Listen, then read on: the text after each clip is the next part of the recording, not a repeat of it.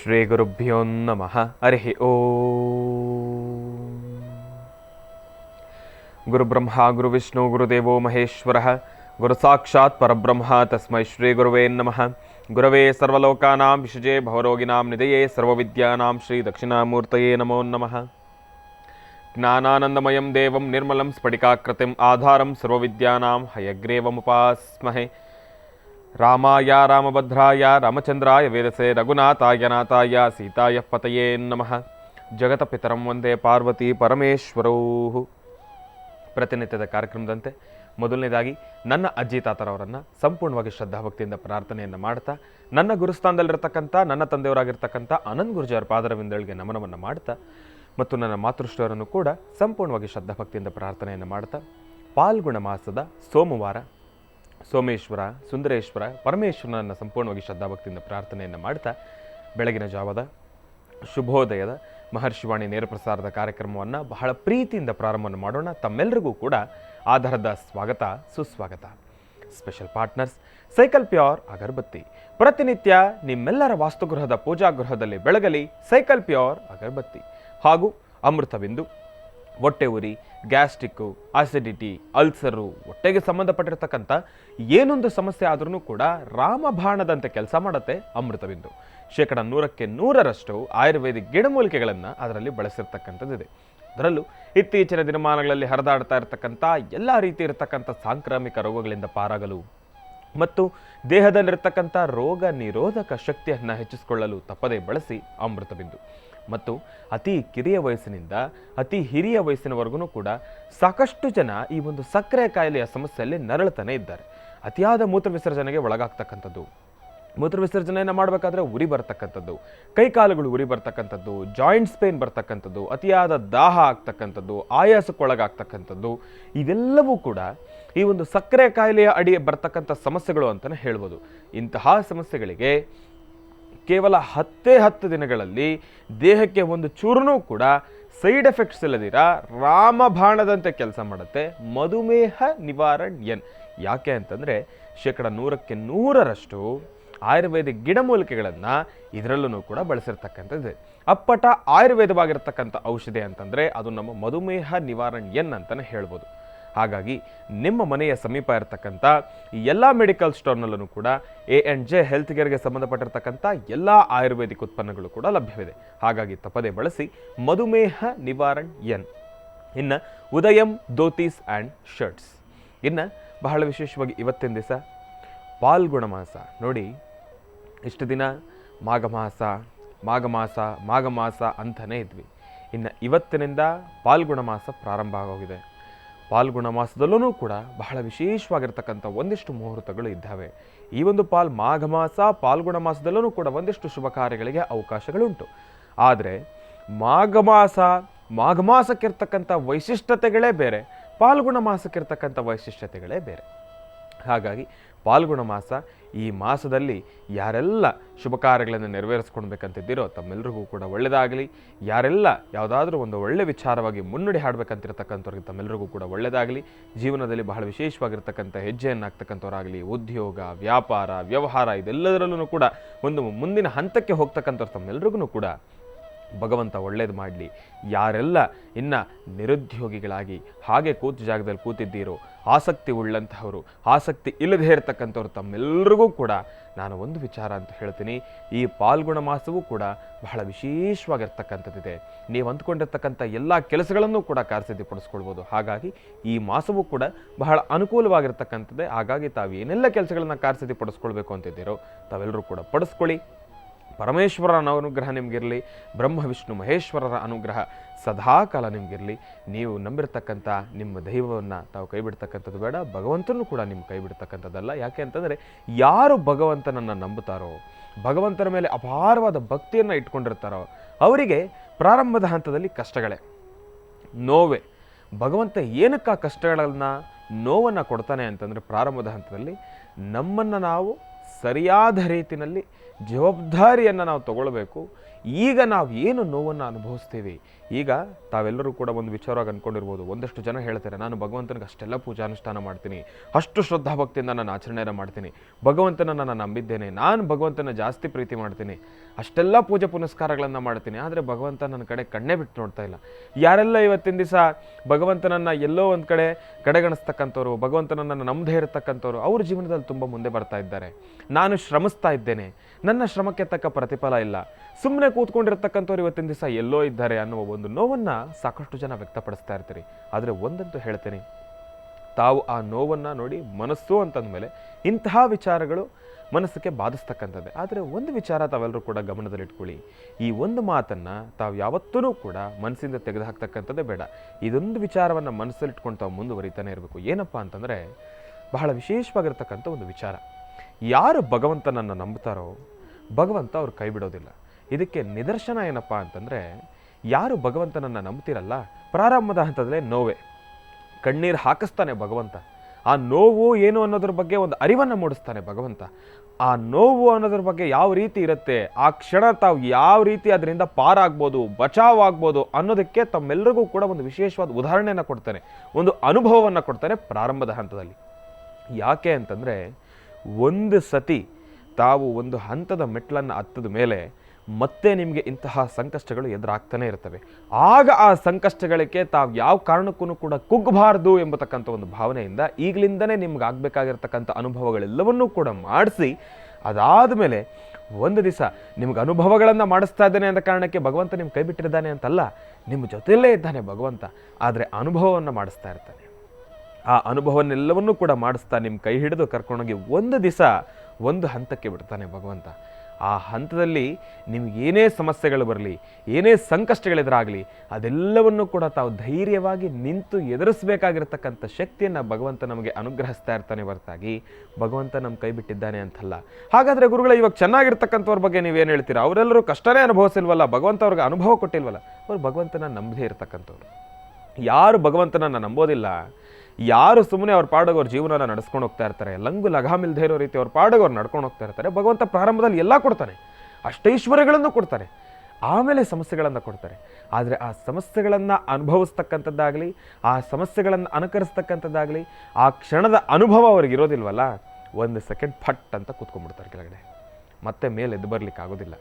ಹಾಗಾಗಿ ಅಂತಹ ನೋವನ್ನು ಯಾರೂ ಕೂಡ ಅನುಭವಿಸ್ತಕ್ಕಂಥದ್ದು ಬೇಡ. ಭಗವಂತನನ್ನು ಪ್ರಾರ್ಥನೆಯನ್ನು ಮಾಡಿ. ಒಂದಿಷ್ಟು ಜನ ತಾವೇನು ಮಾಡಿಬಿಡ್ತೀರಿ, ಏನಪ್ಪ ಭಗವಂತ ಇಷ್ಟು ಕಷ್ಟ ಕೊಡ್ತಾ ಇದೆಯಾ, ನನಗೆ ಕಷ್ಟಗಳು ಕೊಡಬೇಡಪ್ಪ, ನನಗೆ ಸಾಕಾಗೋಯ್ತು ಅಂತ. ಈ ಥರ ಯಾವತ್ತೂ ಕೂಡ ಕೇಳಬಾರ್ದು. ಭಗವಂತ ನೀನು ಕಷ್ಟಗಳನ್ನು ಕೊಡು, ನಾನು ಬೇಡ ಅಂತ ಹೇಳೋದಿಲ್ಲ, ನನ್ನ ಪಾಪಕರ್ಮಗಳು ಕೂಡ ಹರಿಬೇಕು. ಹಾಗಾಗಿ ನೀನು ಕೊಡ್ತಕ್ಕಂಥ ಕಷ್ಟವನ್ನು ಎದುರಿಸ್ತಕ್ಕಂಥ ಶಕ್ತಿ, ಆ ಕ್ಷಣ ಅದರಿಂದ ಪಾರಾಗ್ತಕ್ಕಂಥ ಒಂದು ಶಕ್ತಿಯನ್ನು ನನಗೆ ಕರುಣಿಸಪ್ಪ ಸಾಕು, ಆ ಕ್ಷಣ ನೀನು ನನ್ನ ಜೊತೆ ನಿಂತ್ಕೊಂಬಿಡಪ್ಪ ಸಾಕು ಎಂಬತಕ್ಕಂಥ ಒಂದು ಪ್ರಾರ್ಥನೆಯನ್ನು ಮಾಡಿದ್ರೆ ಕಷ್ಟದ ಕಾಲದಲ್ಲಿ ಭಗವಂತ ನಿಮ್ಮ ಕೈ ಹಿಡಿತಕ್ಕಂಥ ಇರ್ತಾನೆ, ಕಷ್ಟ ಕೊಡ್ತಾನೆ. ಆ ಕ್ಷಣ ಜೊತೆಯಲ್ಲಿದ್ದು ಆ ಕಷ್ಟದಿಂದ ಹೇಗೆ ಪಾರಾಗಬೇಕು ಅನ್ನೋದ್ರ ಬಗ್ಗೆ ಒಂದು ಅರಿವನ್ನು ಮೂಡಿಸ್ತಾನೆ. ಹಾಗಾಗಿ ಭಗವಂತನನ್ನು ನಂಬಿ, ಪರಮೇಶ್ವರನನ್ನು ನಂಬಿ, ಮಹಾವಿಷ್ಣುವನನ್ನು ನಂಬಿ, ಭಗವಂತ ಯಾವತ್ತೂ ಕೂಡ ಕೈ ಬಿಡ್ತಕ್ಕಂಥವನಲ್ಲ, ಒಂದಲ್ಲ ಒಂದು ದಿವಸ ಕೈ ಹಿಡಿತಕ್ಕಂಥವನೇ. ಹೀಗೆ ಬಹಳ ವಿಶೇಷವಾಗಿರ್ತಕ್ಕಂಥ ಒಂದು ಸಂಗತಿ ಏನಪ್ಪ ಅಂತಂದರೆ, ಒಂದು ಸಂದೇಶ ಅದು ಬಹಳ ದೊಡ್ಡದಾಗಿದೆ, ಆದರೆ ನಾನು ಅದನ್ನು ಬಹಳ ಚಿಕ್ಕದಾಗಿ ತಿಳಿಸ್ಕೊಡ್ತೀನಿ. ಏನಪ್ಪ ಅಂತಂದರೆ, ಹೀಗೆ ಅರ್ಜುನ ಒಮ್ಮೆ ಕೃಷ್ಣನನ್ನು ಕೇಳ್ತಾನೆ, ಭಗವಂತ ಈಗ ಅಲ್ಲೊಂದು ಖಾಲಿ ಗೋಡೆ ಇರುತ್ತೆ, ಈ ಖಾಲಿ ಗೋಡೆಯಲ್ಲಿ ನೀನು ಒಂದು ಮೆಸೇಜನ್ನು ಬರಬೇಕಂದ್ರೆ ಒಂದು ಸಂದೇಶವನ್ನು ಬರಬೇಕು. ಏನಪ್ಪ ಅಂತಂದರೆ, ಈ ಸಂದೇಶವನ್ನು ಓದ್ತಕ್ಕಂಥವ್ರು, ಸಂತೋಷದಲ್ಲಿರ್ತಕ್ಕಂಥವ್ರು ಒಂದು ಕ್ಷಣ ಸಮಾಧಾನ ಮಾಡಿಕೊಂಡು ಆ ಕ್ಷಣ ಬೇಜಾರು ಮಾಡ್ಕೊಳ್ಬೇಕು, ಬೇಜಾರಿನಲ್ಲಿರ್ತಕ್ಕಂಥವ್ರು ಆ ಕ್ಷಣ ಬೇಜಾರನ್ನು ದೂರ ಮಾಡಿಕೊಂಡು ಸಂತೋಷ ಪಡಬೇಕು. ಆ ಒಂದು ಮೆಸೇಜನ್ನು ನೀನು ಬರಿಬೇಕು ಅಂತ ಶ್ರೀಕೃಷ್ಣ ಪರಮಾತ್ಮನಿಗೆ ಅರ್ಜುನ ಹೇಳ್ತಾನೆ. ಆಗ ಶ್ರೀಕೃಷ್ಣ ಪರಮಾತ್ಮ ಈ ಸಮಯ ಮತ್ತೆ ಬರೋದಿಲ್ಲ ಅನ್ನೋ ಒಂದು ಸಂದೇಶವನ್ನು ಗೋಡೆ ಮೇಲೆ ಬರೀತಾನೆ. ಎಂತಹ ಮೂಲಾರ್ಥ ಇದೆ ಅದರಲ್ಲಿ ನೋಡಿ. ಯಾರು ನೋವಲ್ಲಿರ್ತಾರೆ, ಯಾರು ಸಂಕಷ್ಟದಲ್ಲಿದ್ದಾರೆ, ಆ ಮೆಸೇಜನ್ನು ಓದಿದಾಗ ಈ ಸಮಯ ಮತ್ತೆ ಬರಲ್ಲ ಅಂತಂದಾಗ, ಈಗ ಏನು ನೋವು ಅನುಭವಿಸ್ತಾ ಇದ್ದೀವಲ್ಲ ಇದು ಮತ್ತೆ ಬರೋದಿಲ್ಲ, ಇದೆಲ್ಲವೂ ಕೂಡ ನಡ್ಕೊಂಡು ಹೋಗ್ತಾ ಇರುತ್ತೆ ಅನ್ನೋ ವಿಶೇಷವಾಗಿರ್ತಕ್ಕಂಥ ಒಂದು ಉದಾಹರಣೆ. ಯಾರು ಸಂತೋಷದಲ್ಲಿ ಆ ಒಂದು ಸುಖದ ಸುಪ್ಪತ್ತಿಗೆಯಲ್ಲಿ ತೇಲ್ತಾ ಇರ್ತಾರೋ ಅವರು ಆ ಕ್ಷಣ ಮೆಸೇಜನ್ನು ಹೊಡೆದಾಗ ಈ ಸಮಯ ಮತ್ತೆ ಬರ್ತಕ್ಕಂಥದ್ದಲ್ಲ, ಇದೆಲ್ಲವೂ ಕೂಡ ಮುಂದೆ ಹೋಗ್ತಾ ಇರ್ತದೆ, ಮತ್ತೆ ನೋವು ಎಂಬತಕ್ಕಂಥದ್ದು ನಮಗೆ ಎದುರಾಗುತ್ತೆ ಅನ್ನೋದ್ರ ಬಗ್ಗೆ ಒಂದು ಅರಿವನ್ನು ಮೂಡಿಸ್ತಾನೆ. ಹಾಗಾಗಿ ನಾವೆಲ್ಲರೂ ಕೂಡ ಸಾತ್ವಿಕ ಜೀವನವನ್ನು ನಡೆಸ್ಕೊಂಡು ಹೋಗಬೇಕು. ಏನೇ ಬಂದ್ರೂ ಕೂಡ ಅದನ್ನು ಸಮಾಧಾನವಾಗಿ ಭಗವಂತ ನೀನು ಕೊಟ್ಟಿರ್ತಕ್ಕಂಥ ಭಿಕ್ಷೆ ಅಂತ ಹೇಳಿ ನಾವು ಅದನ್ನು ಅನುಸರಿಸ್ಕೊಂಡು ಹೋಗಬೇಕೇ ಹೊರತಾಗಿ ಇರೋದ್ರಲ್ಲೇ ತಾವು ಅದನ್ನೇ ನೋವಲ್ಲಿರ್ತಕ್ಕಂಥವ್ರು ನೋವಲ್ಲೇ ಕೂತ್ಕೊಳ್ತಕ್ಕಂಥದ್ದಲ್ಲ, ಸಂತೋಷದಲ್ಲಿರ್ತಕ್ಕಂಥವ್ರು ಕುಡಿದು ಕುಪ್ಪಳಿಸ್ತಕ್ಕಂಥದ್ದಲ್ಲ. ಹಾಗಾಗಿ ಎಲ್ಲವನ್ನೂ ಕೂಡ ಸರಿಸಮ ಪ್ರಮಾಣವಾಗಿ ನಾವು ಸ್ವೀಕರಿಸ್ತಾ ಹೋದರೆ ಜೀವನದಲ್ಲಿ ಬಹಳ ಬೇಗ ಮುಂದೆ ಬರ್ತೀವಿ. ಭಗವಂತನ ಅನುಗ್ರಹದಿಂದ ಸುಖ ಶಾಂತಿ ನೆಮ್ಮದಿಯನ್ನು ಸಿದ್ಧಪಡಿಸ್ಕೊಳ್ತೀವಿ. ಒಳ್ಳೆಯದಾಗಲಿ, ಶುಭವಾಗಲಿ. ಇನ್ನು ಬಹಳ ವಿಶೇಷವಾಗಿ ಇಂದಿನ ಭಾಗದಲ್ಲಿ ತಮ್ಮೆಲ್ಲರನ್ನೂ ಕೂಡ ಬಹಳ ಪ್ರೀತಿಯಿಂದ ಕಾರ್ಯಕ್ರಮಕ್ಕೆ ಸ್ವಾಗತಿಸಿರ್ತಕ್ಕಂಥದ್ದಾಯಿತು. ಇನ್ನು ಈಗ ನಮ್ಮ ಪ್ರೀತಿಯ ಗುರುಗಳನ್ನು ಕೂಡ ಕಾರ್ಯಕ್ರಮಕ್ಕೆ ಸ್ವಾಗತಿಸಬೇಕು. ಹೇಗೆ ದಿನಗಳು ಕಳೀತಾ ಇದ್ದಾವೆ ಅನ್ನೋದೇ ಅರ್ಥ ಆಗ್ತಾ ಇಲ್ಲ. ಬಹಳ ಬೇಗ ಕಳೆದೋಗ್ತಾ ಇದೆ. ಶಿವರಾತ್ರಿನೂ ಕಳೆದೋಯ್ತು, ಶನೇಶ್ವರ ಜಯಂತಿನೂ ಕೂಡ ಕಳೆದೋಯ್ತು. ಭಗವಂತನನ್ನು ಪ್ರಾರ್ಥನೆಯನ್ನು ಮಾಡ್ತಕ್ಕಂಥ ಸಮಯ ಇದೀಗ. ಯಾಕೆ ಅಂತಂದರೆ ಶನಿ ಪರಮಾತ್ಮನನ್ನು ಯಾರೆಲ್ಲ ಪ್ರಾರ್ಥನೆಯನ್ನು ಮಾಡ್ತಿರೋ, ಶನಿ ಪರಮಾತ್ಮನ ಇವತ್ತಿನ ದಿವಸ ಬರೀ ಮಕರ ರಾಶಿನಲ್ಲಿರ್ತಕ್ಕಂಥವ್ರು, ಕುಂಭರಾಶಿನಲ್ಲಿರ್ತಕ್ಕಂಥವ್ರು ಮಾತ್ರ ಪ್ರಾರ್ಥನೆಯನ್ನು ಮಾಡ್ತಕ್ಕಂಥವ್ರಲ್ಲ, 12 ರಾಶಿಗಳಲ್ಲಿರ್ತಕ್ಕಂಥವ್ರು ಎಲ್ಲರೂ ಕೂಡ ಶನಿ ಪರಮಾತ್ಮನನ್ನು ಪ್ರಾರ್ಥನೆಯನ್ನು ಮಾಡಬೇಕು. ಭಗವಂತನನ್ನು ಪ್ರಾರ್ಥನೆಯನ್ನು ಮಾಡೋಣ. ಭಗವಂತನ ಅನುಗ್ರಹ ನಮಗಿದ್ರೆ ನಮ್ಮ ಇಷ್ಟಾರ್ಥಗಳೆಲ್ಲವನ್ನು ಕೂಡ ನಾವು ಕಾರ್ಯಸಿದ್ಧಿಪಡಿಸ್ಕೊಳ್ಬೋದು. ಹಾಗಾಗಿ ಇನ್ನು ಈಗ ತಂದೆಯವರನ್ನು ಕಾರ್ಯಕ್ರಮಕ್ಕೆ ಸ್ವಾಗತಿಸ್ಬಿಡೋಣ. ಶ್ರೀಯುತರು ಸಾಮುದ್ರಿಕ ಶಿರೋಮಣಿ, ಸ್ವರಸರ್ವಜ್ಞ, ದರ್ಪಣಾಂಜನ, ಚಕ್ಷುರ್ಮತಿ ವಿದ್ಯಾನಿಪುಣ, ಶ್ರೀ ವಿದ್ಯೋಪಾಸಕ ರತ್ನ, ಅಥರ್ವಣ ಪರಿಹಾರ ಪ್ರವೀಣರು ಮತ್ತು ವನಸಿರಿ ಆಯುರ್ವೇದ ರತ್ನರು, ನಮ್ಮ ನಿಮ್ಮೆಲ್ಲರ ಪ್ರೀತಿಯ ಅಚ್ಚುಮೆಚ್ಚಿನ ಮಹರ್ಷಿ ಮಂದಿರ ಬ್ರಹ್ಮರ್ಷಿ ಆನಂದ ಪೀಠಂನ ಸಂಸ್ಥಾಪಕರು, ಖ್ಯಾತ ಜ್ಯೋತಿಷಿಗಳು ಶ್ರೀ ಶ್ರೀ ಶ್ರೀ ಡಾಕ್ಟರ್ ಮಹರ್ಷಿ ಆನಂದ್ ಗುರೂಜಿಯವರನ್ನು, ನನ್ನ ತಂದೆಯವರನ್ನು ಪ್ರೀತಿಪೂರ್ವಕವಾಗಿ ಭಕ್ತಿಪೂರ್ವಕವಾಗಿ ಕಾರ್ಯಕ್ರಮಕ್ಕೆ ಸ್ವಾಗತಿಸೋಣ. ಗುರುಗಳೇ, ಕಾರ್ಯಕ್ರಮಕ್ಕೆ ಸ್ವಾಗತ, ಸುಸ್ವಾಗತ.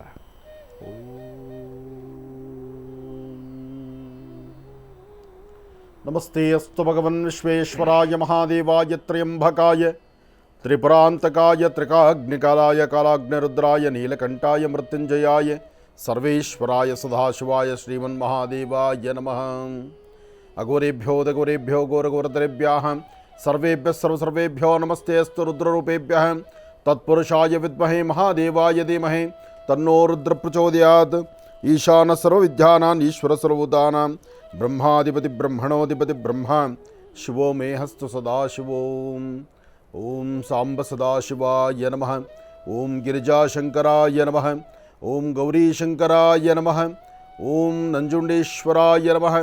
ಓಂ ಕಪಿಲೇಶ್ವರಾಯ ನಮಃ. ಓಂ ವಿಶ್ವೇಶ್ವರಾಯ ನಮಃ. ಓಂ ನಂಜುಂಡೇಶ್ವರಾಯ ನಮೋ ನಮಃ. ಸಾಂಬ ಸದಾಶಿವನ ಪ್ರಾರ್ಥನೆ ಮಾಡ್ತಾ ನೋಡ್ತಾ ಇದ್ದ ಹಾಗೆ ದಿನಗಳು ಉರುಳತಕ್ಕಂಥದ್ದು, ದಿನಗಳು ಉರುಳಿ ಮುಂದೆ ನಡೀತಕ್ಕಂಥದ್ದು, ಯಾವುದೂ ನಿಲ್ತಕ್ಕಂಥದ್ದಲ್ಲ, ಯಾವುದೂ ಒಂದು ಕಡೆ ನಿಂತು ಅದು ರಾರಾಜಿಸ್ತಕ್ಕಂಥದ್ದಲ್ಲ. ಪ್ರತಿ ಕಾಲ, ಪ್ರತಿ ಸಮಯ, ಹೋದ ಸಮಯ, ಕಳೆದ ಸಮಯ ಪುನಃ ಬಾಂದ್ರೆ ಬರ್ತಕ್ಕಂಥದ್ದಲ್ಲ. ನೋಡ್ತಾ ಇದ್ದ ಹಾಗೆ ಅಯೋಧ್ಯಾನಗರ ವಾಸಿ ಪ್ರಭು ಶ್ರೀರಾಮಚಂದ್ರನ ಪ್ರತಿಷ್ಠಾಪನೆಯಾಗಿ 48 ದಿವಸದ ಆ ಮಂಡಲಾನುಷ್ಠಾನಕ್ಕೂ ಎಲ್ಲವೂ ವ್ಯವಸ್ಥೆ ಆಗೋಯಿತು. ಅಂದರೆ ಮಂಡಲಾನುಷ್ಠಾನವೂ ಆಯಿತು. 48 ದಿನಗಳ ಆ ಮಂಡಲಾಚರಣೆ ಇದೆಯಲ್ಲ, ಸ್ವಾಮಿ ಪ್ರತಿಷ್ಠಾಪನೆ ಆದಾಗ ಬಾಲರಾಮ, ಪುಟ್ಟರಾಮ, ಚಿಕ್ಕದಾದಂಥ ರಾಮ. ಅಂದರೆ ಯಾವುದೇ ವಿಗ್ರಹಕ್ಕಾದರೂ ಒಂದು ಶಕ್ತಿ ಬರಬೇಕಾದ್ರೆ ಆ ಪ್ರಾರಂಭ ದಿನಗಳಲ್ಲಿ ಪ್ರತಿಷ್ಠಾಪನೆ ಆದ ನಂತರ ಬರುವಂಥ ದಿನಗಳನ್ನು ಹೇಗೆ ನಾವು ಪ್ರತಿಷ್ಠಾಪಿಸ್ತೀವಿ, ಯಾವ ಕ್ರಮವನ್ನು ಅನುಸರಿಸ್ತೀವಿ, ಆ ಯಾವ ಬೀಜಾಕ್ಷರಿ ಮಂತ್ರಗಳಲ್ಲಿ ಅದಕ್ಕೆ ಜೀವಶಕ್ತಿಯನ್ನು ಮತ್ತಷ್ಟು ತುಂಬುತ್ತೀವಿ ಅಂತಕ್ಕಂಥದ್ದು ಒಂದು ಕ್ರಮ. ಮಂತ್ರ, ತಂತ್ರ, ಯಂತ್ರ ಇದೆಲ್ಲ ಒಂದು ಭಾಗ ಆದರೆ ಲಕ್ಷಾಂತರ ಜನ ಬಂದು ಭಗವಂತನ ದರ್ಶನ ಮಾಡಿ ಅವರ ನೇತ್ರಗಳಲ್ಲಿ, ಅವರ ಹೃದಯದಲ್ಲಿರುವಂಥ ಪ್ರತಿಯೊಬ್ಬ ವ್ಯಕ್ತಿಗಳಲ್ಲಿರುವಂಥ ಶಕ್ತಿಯನ್ನು ಆ ವಿಗ್ರಹಕ್ಕೆ ಮತ್ತಷ್ಟು ಧಾರಣೆ ಮಾಡ್ತಕ್ಕಂಥದ್ದು, ವಿಗ್ರಹಕ್ಕೆ ಅದನ್ನು ಕೊಡ್ತಕ್ಕಂಥ ರೀತಿ ಇರುತ್ತಲ್ಲ, ನಾವು ಎಲ್ಲರೂ ಸಹಿತ ಅರ್ಥ ಮಾಡ್ಕೋಬೇಕಾದ ಒಂದು ವಿಚಾರ ಇದೆ. ನನ್ನ ಕಾರ್ಯಕ್ರಮದಲ್ಲಿ ಸಾಕಷ್ಟು ಬಾರಿ ಹೇಳಿದ್ದೇನೆ ಸಹಿತ. ಒಂದು ದೇವಸ್ಥಾನ, ಒಂದು ವಿಗ್ರಹ ಅಥವಾ ಒಂದು ವಿಶೇಷವಾದಂಥ ಒಂದು ಚೈತನ್ಯ ಬರಬೇಕಾದ್ರೆ ಅಲ್ಲಿ ಸೇರುವಂಥ ಜನ, ಅಲ್ಲಿ ಬರುವಂಥ ಜನ ಒಬ್ಬೊಬ್ಬರಲ್ಲಿ ಒಂದೊಂದು ಶಕ್ತಿ ಇರುತ್ತೆ. ಆ ಎಲ್ಲ ಶಕ್ತಿಯು ಒಂದು ಕಡೆ ಕ್ರೋಢೀಕರಿಸಿದ್ರೆ ಅದರಲ್ಲಿ ವಿಗ್ರಹದಲ್ಲಿ ಮತ್ತಷ್ಟು ಶಕ್ತಿ ಆಗುತ್ತಂತೆ. ಹಾಗೆ ಪ್ರಭು ಶ್ರೀ ರಾಮಚಂದ್ರನ ದರ್ಶನಕ್ಕೆ ಬರುವಂಥ ಭಕ್ತರು ಒಬ್ಬರೋ ಇಬ್ಬರೋ 1,000 2,000 ಅಲ್ಲ, ಲಕ್ಷಾಂತರ ಜನ ಭಕ್ತರು ಬರ್ತಿದ್ದಾರೆ. ಲಕ್ಷಾಂತರ ಜನ ಭಕ್ತರು ಬಂದು ಆ ಅಯೋಧ್ಯಾನಗರವಾಸಿ ಶ್ರೀರಾಮಚಂದ್ರನ ಅಯೋಧ್ಯೆಯಲ್ಲಿ ಪಾದಾರ್ಪಣೆ ಮಾಡಿದ ಮರುಕ್ಷಣವೇ ಪ್ರಭು ಶ್ರೀರಾಮಚಂದ್ರನ ಮಂತ್ರವನ್ನು ಪಠನೆ ಮಾಡಲಿಕ್ಕೆ ಶುರು ಮಾಡ್ತಾರೆ. ಆ ಮಂತ್ರಕ್ಕೆ ಜೀವಶಕ್ತಿ ಬಂದ್ಬಿಡುತ್ತೆ. ಆ ಮಂತ್ರಕ್ಕೆ ಶಕ್ತಿ ಬಂತು ಅಂದರೆ ಬರ್ತಾ ಬರ್ತಾ ಬರ್ತಾ ಬರ್ತಾ ಇನ್ನಷ್ಟು ವಿಶೇಷವಾದಂಥ ಶಕ್ತಿ ಚೈತನ್ಯ ಆ ಪ್ರಾಂತ್ಯಕ್ಕೆ ಸಿಗುತ್ತೆ. ಒಂದು ಪ್ರಾಂತ್ಯದಲ್ಲಿ ಅಯೋಧ್ಯಾನಗರವಾಸಿ ಶ್ರೀರಾಮಚಂದ್ರನ ಪವಾಡಗಳೇ ನಡೀಲಿಕ್ಕೆ ಶುರುವಾಗ್ಬಿಡುತ್ತೆ. ಯಾಕೆಂದರೆ ಎಲ್ಲರ ಒಂದು ಮನಸ್ಸಲ್ಲಿರ್ತಕ್ಕಂತಹ ಒಂದು ಅಗಾರವಾದಂಥ ಶಕ್ತಿ. ದೇವತೆಗಳು ಹಿಂದೆ ಋಷಿಮುನಿಗಳ ಕಾಲದಲ್ಲಿ ಋಷಿಮುನಿಗಳು ವಿಶೇಷವಾದಂಥ ಜಪ ತಪ ಹೋಮ ಹವನಾದಿಗಳನ್ನು ಮಾಡಿದಾಗ ದೇವತೆಗಳಿಗೆ ಶಕ್ತಿ ಕೊಡ್ತಿದ್ರು. ಆದರೆ ಈಗ ಋಷಿಮುನಿಗಳ ಕಾಲ ಅಲ್ಲ ಇದು. ಇದು ಎಲ್ಲರೂ ಸಾರ್ವತ್ರಿಕವಾಗಿ ಎಲ್ಲರಿಗೂ ಇರತಕ್ಕಂಥದ್ದೇ. ಇಲ್ಲಿ ಜಾತಿ ಮತ ಭೇದವಿಲ್ಲ. ಜಾತಿ ಮತ ಭೇದ ಎಲ್ಲ ಬರೀ ಮನುಷ್ಯರು ನಮಗೆ ಮಾತ್ರನೇ. ಆದರೆ ಮನುಷ್ಯನಿಗೆ ಮೀರಿರ್ತಕ್ಕಂಥದ್ದೊಂದು ಶಕ್ತಿ ಮನುಷ್ಯನಲ್ಲೇ ಇದೆ, ಪ್ರತಿಯೊಬ್ಬ ವ್ಯಕ್ತಿಯಲ್ಲಿದೆ, ನಿಮ್ಮೆಲ್ಲರಲ್ಲೂ ಇದೆ. ತಾವೆಲ್ಲರೂ ಸಹಿತ ಪ್ರಭು ಶ್ರೀರಾಮಚಂದ್ರನ ಆರಾಧನೆ ಮಾಡ್ತಿರ್ತೀರಲ್ಲ. ಅದರಲ್ಲೂ ಅಯೋಧ್ಯೆಗೆ ಹೊರಟಾಗ ಆ ಸರಿಯೂ ನದಿಯಲ್ಲಿ ಸ್ನಾನ ಮಾಡಿದ ನಂತರ ಪ್ರಭು ಶ್ರೀರಾಮಚಂದ್ರನ ಮಂತ್ರ ಒಂದು ಬಿಟ್ಟರೆ ಬೇರೊಂದು ಮಂತ್ರವಿಲ್ಲವಲ್ಲ. ಹಿಂದೆಲ್ಲ ಹಿಂಗೆ ಹೋದರೆ ಯಾತ್ರೆಗಳು ಹೊರಟಾಗ ಇಲ್ಲ ಸಲ್ಲದ್ದು ಬೇಕು ಬೇಡ ಏನೋ ಊರಲ್ಲಿ ಆಗೋದು ಆಗದಿದ್ದು ಅತ್ತೆ ಸೊಸೆರ ಗಲಾಟೆ ಎಲ್ಲವೂ ಸೇರಿಸಿ ಮಾತಾಡೋರು. ಆದರೆ ಈಗ ಮಾತಿಗೂ ಅವಕಾಶ ಇಲ್ಲ. ಹೇಗೆ ಆ ಸಾನ್ನಿಧ್ಯವನ್ನು ದರ್ಶನ ಮಾಡಿದ್ರೆ ಆ ಅಪರೂಪವಾದಂಥ ಪರಮ ಪವಿತ್ರವಾಗಿರ್ತಕ್ಕಂಥ ಪುಣ್ಯ ಸಾನ್ನಿಧ್ಯ ಹೀಗೆ ಬಾಯಿಂದ ಬಾಯಿ ಹೊರಟು ಎಲ್ಲರ ಮಾತಲ್ಲೂ ಎಲ್ಲರೂ ಸಹಿತ ಒಂದು ಪೂಜನೀಯವಾದಂಥ ಸ್ಥಳವನ್ನಾಗಿ ನಾವು ಮನಸ್ಸಲ್ಲಿ ಧ್ಯಾನ ಮಾಡಿದಾಗ ಸಂಕಲ್ಪ ಮಾಡಿದಾಗ ಆ ಶಕ್ತಿಯಲ್ಲಿ ಬಂದು ಸೇರುತ್ತೆ. ಹಾಗೆ ಪ್ರಭು ಶ್ರೀರಾಮಚಂದ್ರನ 48 ದಿವಸದ ಮಂಡಲಾಚರಣೆ ಬಹಳ ಅದ್ಧೂರಿತವಾಗಿ ಶಾಸ್ತ್ರಬದ್ಧವಾಗಿ ಆಗಮಶಾಸ್ತ್ರ ಪ್ರಕಾರ ಅಲ್ಲಿನ ಯಾವ ಶಾಸ್ತ್ರದಲ್ಲಿ ಯಾವ ಒಂದು ಕ್ರಮದಲ್ಲಿ ದೇವರ ಪ್ರತಿಷ್ಠಾಪನೆ ಮಾಡಿದ್ದರೋ ಆ ಪ್ರತಿಷ್ಠಾಪನಾ ಕ್ರಮವನ್ನು ಬಹಳ ಅದ್ಧೂರಿತವಾಗಿ ನಡೆಸಿದಂತಹದ್ದು ಆ ಒಂದು ಕೀರ್ತಿ ಎಲ್ಲರಿಗೂ ಸೇರ್ತಕ್ಕಂಥದ್ದು. ಹಾಗಾಗಿ ಆ ಸಾನ್ನಿಧ್ಯಕ್ಕಿಂತ ಶಕ್ತಿ. ಇನ್ನು ಪ್ರಭು ಶ್ರೀರಾಮಚಂದ್ರನ ಆ ದೇವಾಲಯದ ಪ್ರಾರಂಭದ ಒಂದು ಹಂತ ಸುಮ್ಮನೆ ಕಣ್ಣು ಕಂಡಾಗ, ಈಗ ನಾವು ತಿರುಪತಿಗೆ ಹೊರಟಾಗ ತಿರುಪತಿ ಬಾಲಾಜಿಯನ್ನು ಶ್ರೀನಿವಾಸನ ದರ್ಶನ ಮಾಡಬೇಕಾದ್ರೆ ನಾವು ಒಳಗಡೆ ಹೋಗಬೇಕಾದ್ರೆ ಸ್ವಾಮಿಯ ಆ ಬಲಭಾಗದಿಂದ ಒಳಗಡೆ ನಾವು ಪರಿಕ್ರಮಿಸಿ ಸ್ವಲ್ಪ ಮುಂದಕ್ಕೆ ಹೊರಟ್ರೆ 2 ಹೆಜ್ಜೆ ದಾಟಿದ ತಕ್ಷಣ ಎಡಗಡೆ ಕಂಬದಲ್ಲಿ ವರಹದೇವರಿದ್ದಾರಲ್ಲಿ. ಲಕ್ಷ್ಮೀಭೂ ವರಹಸ್ವಾಮಿಯನ್ನು ಎಡಭಾಗದ ಕಂಬದಲ್ಲಿ ಅಲ್ಲಿರ್ತಕ್ಕಂಥದ್ದಿದೆ. ಯಾರು ವರಹದೇವರ ದರ್ಶನ ಮಾಡದಿರೋ ಒಳಗೆ ಬಂದರೂ ಸಹಿತ ಅವರು ಬಂದಿರತಕ್ಕಂಥದ್ದರ ದೋಷ ಅವ್ರಿಗಾಗಬಾರ್ದು. ಯಾಕೆಂದರೆ ವರಹ ಕ್ಷೇತ್ರದಲ್ಲ, ತಿರುಪತಿಯಲ್ಲಿ ಒಂದು ವಿಶೇಷವಾದಂಥ ಒಂದು ಶಾಸನ ಇದೆ. ತಿರುಪತಿ ಶ್ರೀನಿವಾಸ ಒಂದು ಶಾಸನವನ್ನು ಬರೆದಿದ್ದಾನೆ. ಏನಪ್ಪ ಅಂದರೆ, ನನ್ನನ್ನು ನೋಡಲಿಕ್ಕೆ ಬರ್ತಕ್ಕಂಥ ಭಕ್ತರು ಯಾರಿದ್ದಾರೆ ಅವರೆಲ್ಲರೂ ಮೊದಲು ಬಂದು ನಿನ್ನನ್ನೇ ದರ್ಶನ ಮಾಡಬೇಕು, ವರಹಾಮೂರ್ತಿಯನ್ನು ದರ್ಶನ ಮಾಡಬೇಕು, ನಿನ್ನ ಬಳಿ ದರ್ಶನ ಮಾಡಿ ನಿನ್ನ ಆಶೀರ್ವಾದ ತಗೊಂಡ ಮೇಲೆ ನನ್ನ ದರ್ಶನಕ್ಕೆ ಬರಬೇಕು ಅಂತಕ್ಕಂಥದ್ದು ಆ ಕರಾರು ಪತ್ರ ಇಂದಿಗೂ ಇದೆ. ಹಾಗಿದ್ದ ಮೇಲೆ ಎಷ್ಟೋ ಜನ ನಾವೇನು ಮಾಡ್ತೀವಿ, ಡೈರೆಕ್ಟಾಗಿ ತಿರುಪತಿಗೆ ಹೋಗ್ತೀವಿ, ಶ್ರೀನಿವಾಸನ ದರ್ಶನಕ್ಕೆ ಹೊರಟೋಗ್ತೀವಿ. ಅದೆಲ್ಲ ಕ್ರಮ. ಹಾಗಾದರೂ ಸಹಿತ ಆ ದೋಷ ಬರಬಾರದು, ನನ್ನ ನಂಬಿ ಬರ್ತಕ್ಕಂಥ ಭಕ್ತರಿಗೆ ಯಾವುದೇ ಕಾರಣಕ್ಕೂ ತೊಂದರೆ ಆಗಬಾರ್ದು ಅಂತ ಶ್ರೀನಿವಾಸ ಗರ್ಭಗುಡಿಯಲ್ಲಿದ್ದರೂ ಆ ದೇವಾಲಯದ ವಿಶೇಷವಾಗಿರ್ತಕ್ಕಂಥ ವಿಮಾನ ಗೋಪುರದ ಹತ್ತಿರಕ್ಕೆ ಹೋದಾಗ ಅಥವಾ ದೇವಾಲಯದ ಬಂಗಾರದ ಬಾಗಿಲ ಹತ್ರ ಹೊರಟಾಗ ಆ ಸ್ವರ್ಣ ದ್ವಾರದ ಬಳಿ ನಾವು ನಡೆದಾಗ ಸ್ವಲ್ಪ ಮುಂದೆ ಪರಿಕ್ರಮಿಸಿ 2 ಹೆಜ್ಜೆ ಹಿಂದೆ ನೋಡಿದ್ರೆ ಪಕ್ಕದಲ್ಲಿ ನೋಡಿದ್ರೆ ಅಲ್ಲೇ ವರಹದೇವರ ಕಂಬ ಇದೆ. ವರಹದೇವರ ಕಂಬವನ್ನು ದರ್ಶನ ಮಾಡಿದ್ರೂ ಸಾಕು, ವರಹದೇವರ ಸಂಪೂರ್ಣ ಅನುಗ್ರಹ ಆದಂಗೆ. ಅದಾದ ನಂತರ ಸ್ವಲ್ಪ ಮುಂದೆ ಪರಿಕ್ರಮಿಸಿದರೆ ಬಲಭಾಗದಲ್ಲಿ ಗರುಡದೇವರು. ಸದಾಕಾಲ ವಿಷ್ಣುದೇವರನ್ನ ಆ ಮಹಾವಿಷ್ಣುವಿನ ದರ್ಶನ ಮಾಡಲಿಕ್ಕಾಗಿ ಗರುಡದೇವರು ಅಂಜಲಿಬದ್ಧರಾಗಿ ಕೈ ಮುಗಿದು ನಿಂತಿದ್ದಾರೆ. ಒಮ್ಮೆ ಗರುಡದೇವರನ್ನು ನೋಡ್ತೀವಿ. ಗರುಡದೇವರನ್ನು ನೋಡಿದ ಎಡಗಡೆ ತಿರುಗಿದ್ರೆ ಅಷ್ಟು ದೂರದಲ್ಲಿರ್ತಕ್ಕಂಥ ಶ್ರೀನಿವಾಸ ಕಣ್ಗಳಿಗೆ ಆನಂದವನ್ನು ಕೊಡ್ತಾನೆ. ಆ ಪ್ರಭು ಶ್ರೀನಿವಾಸನ ದರ್ಶನ ಅಲ್ಲಿಂದಲೇ ಪ್ರಾರಂಭ. ಓಂ ನಮೋ ವೆಂಕಟೇಶಾಯ, ಓಂ ನಮೋ ವೆಂಕಟೇಶಾಯ. ಆ ವೆಂಕಟೇಶನ ಆ ಮಂತ್ರ ಕಿವಿಯಲ್ಲಿ ಆಲಿಸ್ತಾ ಕಣ್ಗಳಲ್ಲಿ ಶ್ರೀನಿವಾಸನ ನೋಡ್ತಾ ಆ ಸುಮಧುರವಾದಂತಹ ಆ ಒಂದು ಪಚ್ಚಕರ್ಪೂರ ಮತ್ತು ಸ್ವಾಮಿಯ ಮಹಾಪ್ರಸಾದ ಒಳಗಡೆ ಹೋದರೆ ಸಂಪೂರ್ಣವಾಗಿ ಎಲ್ಲವನ್ನು ಮರೆತು ಹೋಗ್ಬಿಡ್ತೀವಿ. ನಾವು ಎಲ್ಲವನ್ನು ಮರೆತು ಕಣ್ಗಳಲ್ಲಿ ಭಗವಂತನ ತುಂಬಿಕೊಳ್ತೀವಿ. ಹಾಗೆ ಇವತ್ತಿನ ದಿವಸ ಅಯೋಧ್ಯೆಯಲ್ಲೂ ಸಹಿತ ಆ ಪ್ರಾರಂಭದ ಮೆಟ್ಲು ಹತ್ತಿದ ತಕ್ಷಣ ಮೊದಲು ಕಾಣುವುದು ಸ್ವಾಮಿಯ ಕಿರೀಟ. ಆ ಸ್ವಾಮಿಯ ಶಿರೋಭಾಗ ಕಂಡ ತಕ್ಷಣವೇ ನಮ್ಮನ್ನು ನಾವು ಮರೆತು ಹೋಗ್ತೀವಿ. ಎಲ್ಲರ ಬಾಯಲು ಬರೋದೊಂದೇ ಪ್ರಭು ಶ್ರೀರಾಮಚಂದ್ರನ ಆರಾಧನೆ. ಶ್ರೀರಾಮ ಜಯ ರಾಮ ಜಯ ಜಯ ರಾಮ, ಶ್ರೀರಾಮ ಜಯ ರಾಮ ಜಯ ಜಯ ರಾಮ, ಶ್ರೀರಾಮ ಜಯ ರಾಮ ಜಯ ಜಯ ರಾಮ. ಆ ರಾಮದೇವರ ಮಂತ್ರವನ್ನು ಪಠನೆ ಮಾಡ್ತಾ ಸಾಧ್ಯವಾದಷ್ಟು ಕೆಲವು ನಿರ್ಬಂಧಗಳಿದೆ. ಏಕೆಂದರೆ ದೇವಾಲಯ ಹೊಸದು, ಜವಾಬ್ದಾರಿ ಮತ್ತು ಸಾಕಷ್ಟು ಸೆಕ್ಯೂರಿಟಿ ಎಲ್ಲವನ್ನೂ ಸಹಿತ ಆಲೋಚನೆ ಮಾಡಿ ಒಂದಷ್ಟು ದೂರ ಪರಿಕ್ರಮಿಸಿ ಕಣ್ತುಂಬ ಭಗವಂತ ಕಾಣುವ ತನಕ, ಅಂದರೆ ಯಾರಿಗೂ ಕಾಣೋದಿಲ್ಲ, ದೇವರು ದರ್ಶನ ಆಗಲಿಲ್ಲ ಅನ್ನೋ ಮಾತೇ ಇಲ್ಲ. ಅದರಲ್ಲೂ ತಿರುಪತಿ ಆದರೂ ಗರ್ಭಗುಡಿ ಚಿಕ್ಕದಾಗಿದೆ, ಇಲ್ಲಿ ಅಯೋಧ್ಯೆಯಲ್ಲಿ ಬೃಹತ್ ಮಟ್ಟದಾಗಿದೆ. ಹಾಗಾಗಿ ಎಷ್ಟು 1000 ಜನ ಬಂದರೂ ಏಕಕಾಲದಲ್ಲೇ ದರ್ಶನ ಮಾಡಿಕೊಂಡು ಅವರು ನಡೀಬಹುದು. ಹಾಗಾಗಿ ದೇವಾಲಯದ ಕಟ್ಟಡ ಕೆಲಸ ನಡೀತಿದ್ರು, ಪ್ರಭು ಶ್ರೀರಾಮಚಂದ್ರನ ದರ್ಶನ ಮಾತ್ರ ಯಾರಿಗೂ ದರ್ಶನ ಆಗಿಲ್ಲಪ್ಪ, ನಂಗೆ ಸರಿಯಾಗಿ ದೇವ್ರು ಕಾಣಲಿಲ್ಲಪ್ಪ, ದೇವರನ್ನು ನಾನು ಇನ್ನೂ ಹಾಗೆ ನೋಡಬೇಕಿತ್ತು ಹೀಗೆ ನೋಡಬೇಕಿತ್ತು, ನಿಮ್ಮ ಮನಸ್ಸಲ್ಲಿ ಏನಿದೆಯೋ ಯಾವ ರೀತಿ ಆಸೆ ಪಡ್ತಿದ್ದೀರೋ ಅವೆಲ್ಲವನ್ನು ಸಹಿತ ಸಿದ್ಧಿಸ್ಕೊಳ್ಬೋದು. ಆ ಪ್ರಭು ಶ್ರೀರಾಮಚಂದ್ರನ ಸಂಪೂರ್ಣ ಅನುಗ್ರಹ ಉಂಟಾಗಲಿ. ನಾಡಿನ ದೇಶದಲ್ಲಿ ಆದಷ್ಟು ಬೇಗ ವರ್ಣನ ಸೃಷ್ಟಿಯಾಗಲಿ. ನಾವು ಕೇಳೋದಿಷ್ಟೇ, ಕಳೆದ 1-2-3 ದಿನದಿಂದ ನಡೀತಿರ್ತಕ್ಕಂಥ ಯಾವುದೇ ಪೂಜಾನುಷ್ಠಾನದಲ್ಲೂ ಒಂದೇ ಪ್ರಾರ್ಥನೆ, ರಾಜ್ಯಕ್ಕೆ ಶೀಘ್ರವಾಗಿ ವರ್ಣನ ಕೃಪೆ ಆಗಲಿ, ಮಳೆ ಆಗಲಿ. ಮಳೆ ಆಯಿತು ಅಂದರೆ ರೈತರು ಚೆನ್ನಾಗಿರ್ತಾರೆ, ರೈತರು ಚೆನ್ನಾಗಿದ್ದರೆ ನಾವು ನೀವು ಚೆನ್ನಾಗಿರ್ತೀವಿ. ಹಾಗಾಗಿ ರೈತರ ನೆಮ್ಮದಿಗೋಸ್ಕರ, ಜೊತೆಗೆ ನಮಗೂ ಸಹಿತ ಬರೀ ರೈತರಿಗಷ್ಟೇ ಮಳೆ ಅಲ್ಲ, ಮಳೆ ಆದರೆ ನಾವು ನೀವೆಲ್ಲರೂ ನೆಮ್ಮದಿ, ಇಲ್ಲಾಂದರೆ ಕುಡಿಲಿಕ್ಕೆ ನೀರು ಸಹಿತ ಭಾಳ ಕಷ್ಟ ಆಗ್ತದೆ. ಈಗಾಗಲೇ ಉತ್ತರ ಕರ್ನಾಟಕ ಸಾಕಷ್ಟು ಜನ ತಾಯಂದರು ನೀರಿಲ್ದಿರ ಆ ಕಡೆ ಕಷ್ಟಪಡ್ತಾ ಇದ್ದಾರೆ, ತಂದೆ ತಾಯಂದರು. ಅವ್ರಿಗೂ ಅನುಕೂಲ ಆಗಬೇಕಂದ್ರೆ ಒಳ್ಳೆ ಮಳೆ ಆಗಲೇಬೇಕು. ಮಳೆ ಆಗಲಿ, ಪ್ರಭು ಶ್ರೀರಾಮಚಂದ್ರನ ಅನುಗ್ರಹ ಆಗಲಿ. ಇನ್ನು ಬಹಳ ವಿಶೇಷವಾಗಿ ಇಂದಿನ ಭಾಗದಲ್ಲಿ ಗುರುಗಳನ್ನು ಕೂಡ ಬಹಳ ಪ್ರೀತಿಯಿಂದ ಕಾರ್ಯಕ್ರಮಕ್ಕೆ ಸ್ವಾಗತಿಸಿರ್ತಕ್ಕಂಥದ್ದಾಯಿತು. ಇನ್ನು ಈಗ ಇವತ್ತಿನ ದಿನದ ವಿಶೇಷತೆ, ಪಂಚಾಂಗ ಶ್ರವಣ, ರಾಶಿಫಲ ಇದೆಲ್ಲವನ್ನು ಕೂಡ ತಿಳ್ಕೊಳ್ಬೇಕಲ್ವಾ. ಹಾಗಾಗಿ ಈಗ ಪ್ರಾರಂಭ ಮಾಡೋಣ ದಿನ ವಿಶೇಷ.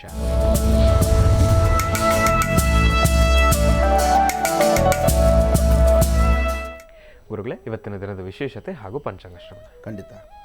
ಓಂ ತ್ರಾಂಬಕೇಶ್ವರಾಯ ನಮಃ, ಅಗಸ್ತ್ಯೇಶ್ವರಾಯ ನಮಃ, ಮಹೇಶ್ವರಾಯ ನಮಃ, ಸಾಂಬ ಸದಾಶಿವಾಯ ನಮಃ.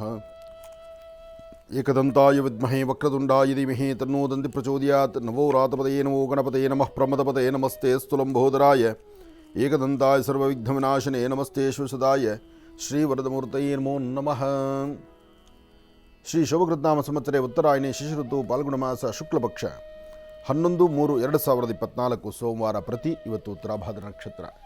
ನಕ್ಷತ್ರಚಾರ ಪ್ರಕಾರ ಚಂದ್ರ ಇರ್ತಕ್ಕಂಥ ಆಸ್ಥಾನ, ಗುರು ಇರ್ತಕ್ಕಂಥ ಆಸ್ಥಾನ ಚೆನ್ನಾಗಿದ್ದು, ಪ್ರತಿಯೊಬ್ಬರ ಮನಸ್ಸಲ್ಲಿರ್ತಕ್ಕಂತಹ ಗೊಂದಲ ಇದೆಯಲ್ಲ, ಒಂದಷ್ಟು ವಾರದ ಮೊದಲನೇ ದಿವಸ ಬಂತು ಅಂದರೆ ಕೆಲಸ ಕಾರ್ಯಗಳಿಗೆ ವೇಗವಾಗಿ ನಡೀಬೇಕು. ಮನಸ್ಸಲ್ಲಿ ಚಂಚಲತೆ ಇರುತ್ತೆ, ಅದನ್ನು ದೂರ ಮಾಡ್ಕೋಬೇಕು. ಏನಾದರೂ ಒಂದು ಸಾಧನೆಯನ್ನು ಮಾಡಬೇಕು, ಆ ಸಾಧನೆಯ ಹಾದಿ ಸಾಧ್ಯವಾದಷ್ಟು ಅರ್ಥಪೂರ್ಣವಾಗಿರಬೇಕು. ಹಾಗೆ ಯಾವುದೇ ಕೆಲಸ ಕಾರ್ಯಕ್ಕಾದರೂ ಹೊರಡುವಾಗ ಸರಿಯಾದ ಸಮಯಕ್ಕೆ ಬಂದು ಸೇರಿಕೊಳ್ಬೇಕು ಎಂಬತಕ್ಕಂಥ ಚಿಂತನೆ ಸಾಕಷ್ಟು ಜನಗಳಲ್ಲಿದೆ. ಆದರೆ ಇವತ್ತಿನ ನಕ್ಷತ್ರ ಪ್ರಕಾರ ಸುಮಾರು 18 ನಕ್ಷತ್ರಗಳು, 18 ಇರತಕ್ಕಂಥದ್ದೇ 27 ನಕ್ಷತ್ರ. ಅದರಲ್ಲಿ 18 ನಕ್ಷತ್ರಗಳಲ್ಲಿರ್ತಕ್ಕಂಥ ಅವ್ರ ಮನಸ್ಸು ಒಂದಷ್ಟು ಚಂಚಲತೆ ಇದೆ, ಭಯದ ವಾತಾವರಣ ಇದೆ. ಹೇಗಪ್ಪ ಈ ಸಮಯವನ್ನು ನಾವು ಗೆಲ್ಲೋದು ಎಂಬತಕ್ಕಂಥದ್ದರ ಒಂದು ಚಿಂತನೆ ನಿಮಗಿರುತ್ತೆ. ಆದರೆ ಇದೇ ಸಮಯದಲ್ಲೇ ಸರಿಯಾದ ಸನ್ಮಾರ್ಗದತ್ತ ನಡೆದರೆ ಮಾತ್ರ ಅದರ ಫಲಗಳು ಸಿಗ್ತಕ್ಕಂಥದ್ದಾಗುತ್ತೆ. ಇರಲಿ, ಇವತ್ತಿನ ತಿಥಿವಾರ ನಕ್ಷತ್ರಚಾರ ಪ್ರಕಾರ ರಾಶಿಫಲದ ಕಡೆ ಒಂದಷ್ಟು ಗಮನ ಹರಿಸೋಣ. ಹಾಗೆ ಬಹಳ ಮುಖ್ಯವಾಗಿ ತಿಳ್ಕೊಳ್ಬೇಕಾಗಿರುವಂತಹ ವಿಚಾರಗಳು ಸಾಕಷ್ಟು ಇದೆ. ಇವತ್ತು ಎಲ್ಲದರ ಬಗ್ಗೆ ಮಾತಾಡ್ತಾ ಹೊರಡೋಣ. ನಮಸ್ಸೂರ್ಯಾಯ ಚಂದ್ರಾಯ ಮಂಗಳಾಯ ಬುಧಾಯ ಚ ಗುರು ಶುಕ್ರ ಶನಿಭ್ಯಶ್ಚ ರಾಹವೇ ಕೇತುವೇ ನಮಃ. ಆದಿತ್ಯಾದಿ ನವಗ್ರಹಗಳನ್ನು ಪ್ರಾರ್ಥನೆ ಮಾಡಿ ರಾಶಿಫಲದತ್ತ ಗಮನ ಹರಿಸೋಣ. ಮೊದಲನೇದಾದಂತಹದ್ದು ಮೇಷರಾಶಿ. ಮೇಷರಾಶಿ ಮೇಷಲಗ್ನ. ಮೇಷರಾಶಿ ಮೇಷಲಗ್ನದಲ್ಲಿರ್ತಕ್ಕಂಥವರಿಗೆ ಬುಧನ ಆಸ್ಥಾನ ಚೆನ್ನಾಗಿದ್ದು, ಗುರುವಿನ ಅನುಗ್ರಹ ಇರೋದ್ರಿಂದ ಆರ್ಥಿಕ ಪರಿಸ್ಥಿತಿಯಲ್ಲಿ ಹಣಕಾಸಿನ ವಿಚಾರದಲ್ಲಿ ಸ್ವಲ್ಪ ಎಚ್ಚರಿಕೆ ಬೇಕು. ಹಾಗೆ ತೃಪ್ತಿಕರವಾದಂಥ ಬದುಕನ್ನು ಕಾಣಬೇಕು. ಒಳ್ಳೆ ಫಲಾಫಲಗಳನ್ನು ಸಿದ್ಧಿಪಡಿಸ್ಕೊಳ್ಬೇಕು. ಯಾವುದೇ ಕೆಲಸ ಮಾಡಬೇಕಾದರೂ ಸರಿಯಾದ ಕ್ರಮವನ್ನು ಅನುಸರಿಸಿದರೆ ಮಾತ್ರ ಅದರ ಫಲ ಸಿಗ್ತಕ್ಕಂಥದ್ದು. ಹಾಗೆ ಏನೇ ಮಾಡಬೇಕಾದರೂ ನಿಮ್ಮ ಮನಸ್ಸಲ್ಲಿರ್ತಕ್ಕಂಥ ಒಂದು ದ್ವಂದ್ವ ಚಿಂತನೆಗಳಿದೆಯಲ್ಲ, ಅದನ್ನು ದೂರ ಮಾಡಿಕೊಳ್ಬೇಕು. ಆದರೆ ಪ್ರಾರಂಭಿಕ ಹಂತ ಇವತ್ತು ಮೇಷರಾಶಿಯಲ್ಲಿರ್ತಕ್ಕಂಥವರು ಪ್ರಾರಂಭ ಅಂದರೆ ಬೆಳಗ್ಗೆ 9 ಗಂಟೆ 12 ನಿಮಿಷದವರೆಗೂ ಒಂದಷ್ಟು ಮನಸ್ಸಲ್ಲಿ ಒಂದಷ್ಟು ಕನ್ಫ್ಯೂಷನ್ಸ್ ಇದೆ. ಸರಿಯಾದ ಸಮಯ, ಸರಿಯಾದ ಕೆಲಸ, ಇವತ್ತು ಅಂದುಕೊಂಡ ಕೆಲಸ ಅಥವಾ ಇವತ್ತು ನಾನು ಮಾಡಬೇಕಾಗಿರುವ ಕೆಲಸ ಅಥವಾ ಇವತ್ತಿನ ಲೇವಾದೇವಿ ಇವೆಲ್ಲವೂ ಸರಿ ಹೋಗುತ್ತಾ ಇಲ್ವಾ ಅಂತಕ್ಕಂಥದ್ದು ಕನ್ಫ್ಯೂಷನಲ್ಲಿದ್ದೀರಿ. ಅದರಲ್ಲೂ ಮೇಷರಾಶಿಯಲ್ಲಿರ್ತಕ್ಕಂಥ ಹೆಣ್ಣು ಮಕ್ಕಳು ನಿಮ್ಮ ಮನಸ್ಸಲ್ಲಿರ್ತಕ್ಕಂಥ ಉದ್ವೇಗತನ ಇದೆಯಲ್ಲ, ಬೇಡವಾದ್ದನ್ನು ಭಾಳ ಆಲೋಚನೆ ಮಾಡುವಂಥ ಮನಸ್ಸು ಇವತ್ತು ನಿಮ್ಮದಾಗ್ಬಿಡುತ್ತೆ. ಆದರೆ ವಾರದ ಪ್ರಾರಂಭದ ದಿನ ಇವತ್ತು ತಾವೇನು ಅಂದುಕೊಂಡಷ್ಟು ಲಾಭವನ್ನೇ ಗಳಿಸಬೇಕು ಎಂಬತಕ್ಕಂಥ ಸಂಕಲ್ಪನೂ ಒಂದಷ್ಟು ಜನದ್ದಿದೆ. ಇವತ್ತು ಸರಿಯಾದ ಸಮಯ ಕೊಡಬೇಕು, ಏನಾದರೂ ಒಂದು ಪ್ರಾರ್ಥನೆ ಮಾಡಬೇಕು, ಆ ಪ್ರಾರ್ಥನೆಯಿಂದ ಸಾಕಷ್ಟು ಲಾಭವನ್ನು ಗಳಿಸಬೇಕು ಎಂಬತಕ್ಕಂಥ ಚಿಂತನೆ ತಮಗಿದೆ. ಆದರೆ ಆಹಾರ, ಆರೋಗ್ಯ ಇದು ನೀವತ್ತು ನೋಡ್ಕೊಳ್ಳೇಬೇಕು. ಯಾಕೆಂದರೆ ಆರೋಗ್ಯದಲ್ಲಿ ಸಣ್ಣ ಪುಟ್ಟ ವ್ಯತ್ಯಾಸ ಆಗಿ ಸರಿಸುಮಾರು ಮಧ್ಯಾಹ್ನ 1 ಗಂಟೆ 45 ನಿಮಿಷ ಆಗ್ತಿದ್ದ ಹಾಗೆ ಭಾಳಷ್ಟು ಸುಸ್ತಾಗಿಬಿಡ್ತೀರಿ. ಆಲೋಚನೆ ಮಾಡಬೇಕು. ಅದಕ್ಕಾಗಿ ಆರೋಗ್ಯದ ಕಡೆ ಗಮನ ಕೊಡಿ ಎಂಬತಕ್ಕಂಥ ಮಾತು ನಾವು ತಿಳಿಸ್ತಿದ್ದೇವೆ. ಒಳ್ಳೆಯದಾಗಲಿ, ಶುಭವಾಗಲಿ. ಇನ್ನು ವೃಷಭ ರಾಶಿ. ವೃಷಭ ರಾಶಿ ವೃಷಭ ಲಗ್ನದಲ್ಲಿರ್ತಕ್ಕಂಥವರಿಗೆ ಬುಧನ ಆಸ್ಥಾನ ಚೆನ್ನಾಗಿದ್ದು, ಗುರುವಿನ ಅನುಗ್ರಹ ಇದೆ. ಇಷ್ಟಾರ್ಥವನ್ನು ಸಿದ್ಧಿಪಡಿಸ್ಕೊಳ್ತಕ್ಕಂಥ ಯೋಗ ಫಲ ಇದೆ. ಫಲಾಫಲಗಳಲ್ಲಿ ಅದೃಷ್ಟ ಎಂಬತಕ್ಕಂಥದ್ದು ಇದೆ. ಹಣಕಾಸಿನ ಬಗ್ಗೆ ಒಂದಷ್ಟು ಆಲೋಚನೆ ಇದೆ. ಮಾಡುವಂಥ ಕೆಲಸಗಳಲ್ಲಿ ಅಧಿಕವಾದಂತಹ ಲಾಭವೂ ಇದೆ. ಆದರೆ ಯಾವುದೇ ಮಾಡಿದ್ರೂ ಸರಿಯಾದ ಸನ್ಮಾರ್ಗದತ್ತ ನಡಿಬೇಕಾಗತ್ತೆ. ಸ್ವಲ್ಪ ಮಾಡಿದ್ರೂ ಸಮಸ್ಯೆ ಎಂಬತಕ್ಕಂಥ ಸರಮಾಲೆ ನಮ್ಮನ್ನು ಅಂಟಿಕೊಳ್ಳುತ್ತೆ. ಅದಕ್ಕಿಂತ ಮುಖ್ಯವಾಗಿ ಇವತ್ತು ಸಾಧ್ಯವಾದಷ್ಟು ಹಸಿವನ್ನು ಅರ್ಥ ಮಾಡಿಕೊಂಡು 4 ಜನದಲ್ಲಿ ಬದುಕಬೇಕಾದ್ರೆ ಎಲ್ಲರಂತೆ ನಾನು ಎಂಬತಕ್ಕಂಥದ್ದಿರಬೇಕೆ ವಿನಃ ಮದಮಾತ್ಸರ್ಯದಿಂದ ನಡೀತಕ್ಕಂಥದ್ದು ಸಮಂಜಸವಲ್ಲ. ಇದರಿಂದ ತೊಂದರೆ ಅನುಭವಿಸ್ತೀರಿ. ಆದರೆ ಪ್ರಾರಂಭಿಕ ಹಂತದಲ್ಲಿ ಮನೆಯಿಂದ ಆಚೆ ಹೊರಡುವಾಗ ಮನೆಯ ಮುಂಭಾಗದಲ್ಲಿರ್ತಕ್ಕಂಥ ತುಳಸಿ ಗಿಡವನ್ನು ಮುಟ್ಟಿ ನಮಸ್ಕಾರ ಮಾಡಿಕೊಂಡು ತುಳಸಿ ಪ್ರಾರ್ಥನೆ ಮಾಡಿಕೊಂಡು ನಂತರ ಬಂದರೆ ಮತ್ತಷ್ಟು ಅದ್ಭುತವಾದಂಥ ಫಲವನ್ನು ತಾವು ಸಿದ್ಧಿಪಡಿಸ್ಕೊಳ್ತೀರಿ. ಏನೇ ಮಾಡಬೇಕಾದ್ರೂ ಒಳ್ಳೆ ಮನಸ್ಸಿನಿಂದ ಮಾಡಬೇಕು, ಒಳ್ಳೆಯದನ್ನೇ ಆಲೋಚನೆ ಮಾಡಬೇಕು. ಒಳ್ಳೆ ಫಲಾಫಲಗಳಲ್ಲಿ ಅದೃಷ್ಟ ಎಂಬತಕ್ಕಂಥದ್ದು ಖಂಡಿತ ಕಾರ್ಯಸಿದ್ಧಿ ಇದೆ. ಒಳ್ಳೆಯದಾಗಲಿ, ಶುಭವಾಗಲಿ. ಇನ್ನು ಮಿಥುನ ರಾಶಿ.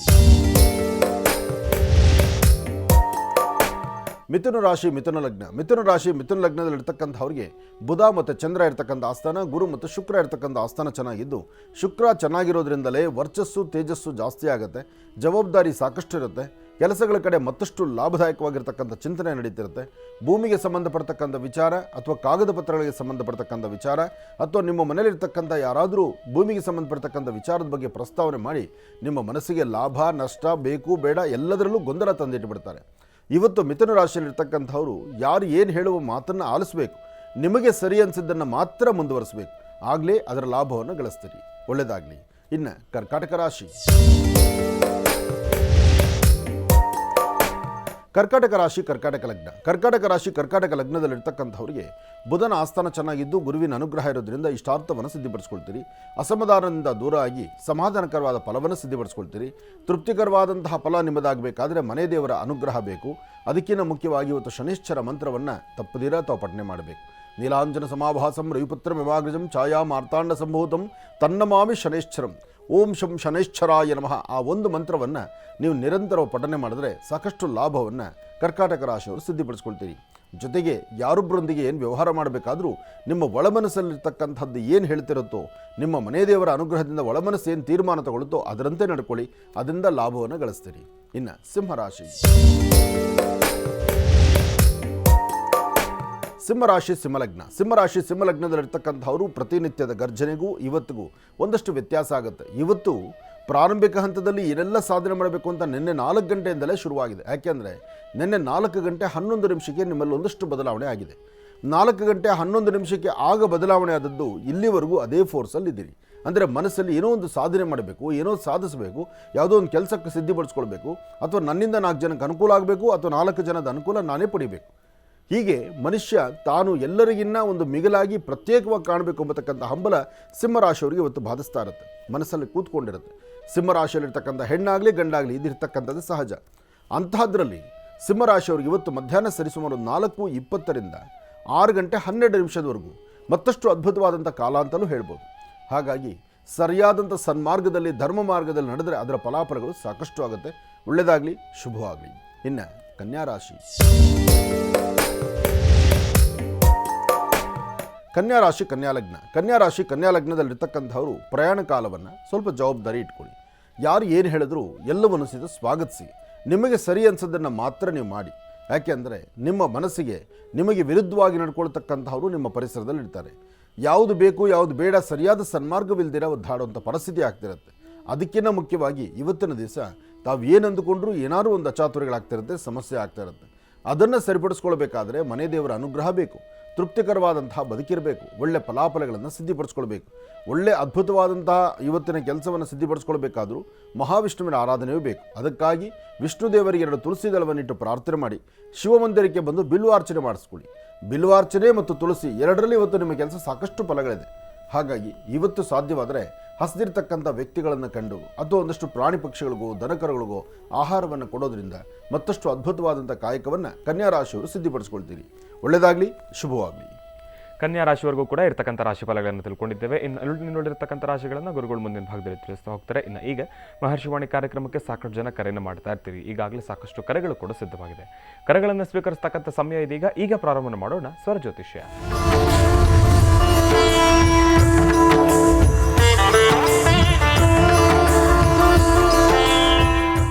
ಬನ್ನಿ, ಕಾರ್ಯಕ್ರಮಕ್ಕೆ ಮೊದಲು ಯಾರು ಕರೆ ಮಾಡಿದಾರೆ ಅನ್ನೋದನ್ನು ತಿಳ್ಕೊಳ್ಳೋಣ. ಹಲೋ ಹಲೋ ಅಮ್ಮ, ನಮಸ್ತೆ, ಚೆನ್ನಾಗಿದ್ದೀರಾ? ನಮಸ್ತೆ ಗುರುಜಿ, ಚಿಕ್ಕ ಗುರುಗಳೇ, ನಿಮ್ಮ ಪಾದಗಳಿಗೆ ಕೋಟಿ ಕೋಟಿ ನಮಸ್ಕಾರ ಗುರು. ನಮಸ್ತೆ ಅಮ್ಮ, ನಮಸ್ತೆ. ನಿಮ್ಮ ಪ್ರೀತಿ ವಿಶ್ವಾಸ ಹೀಗೆ ಇರಲಿ. ಎಲ್ಲಿಂದ ಕರೆ ಮಾಡ್ತಿದ್ದೀರಿ?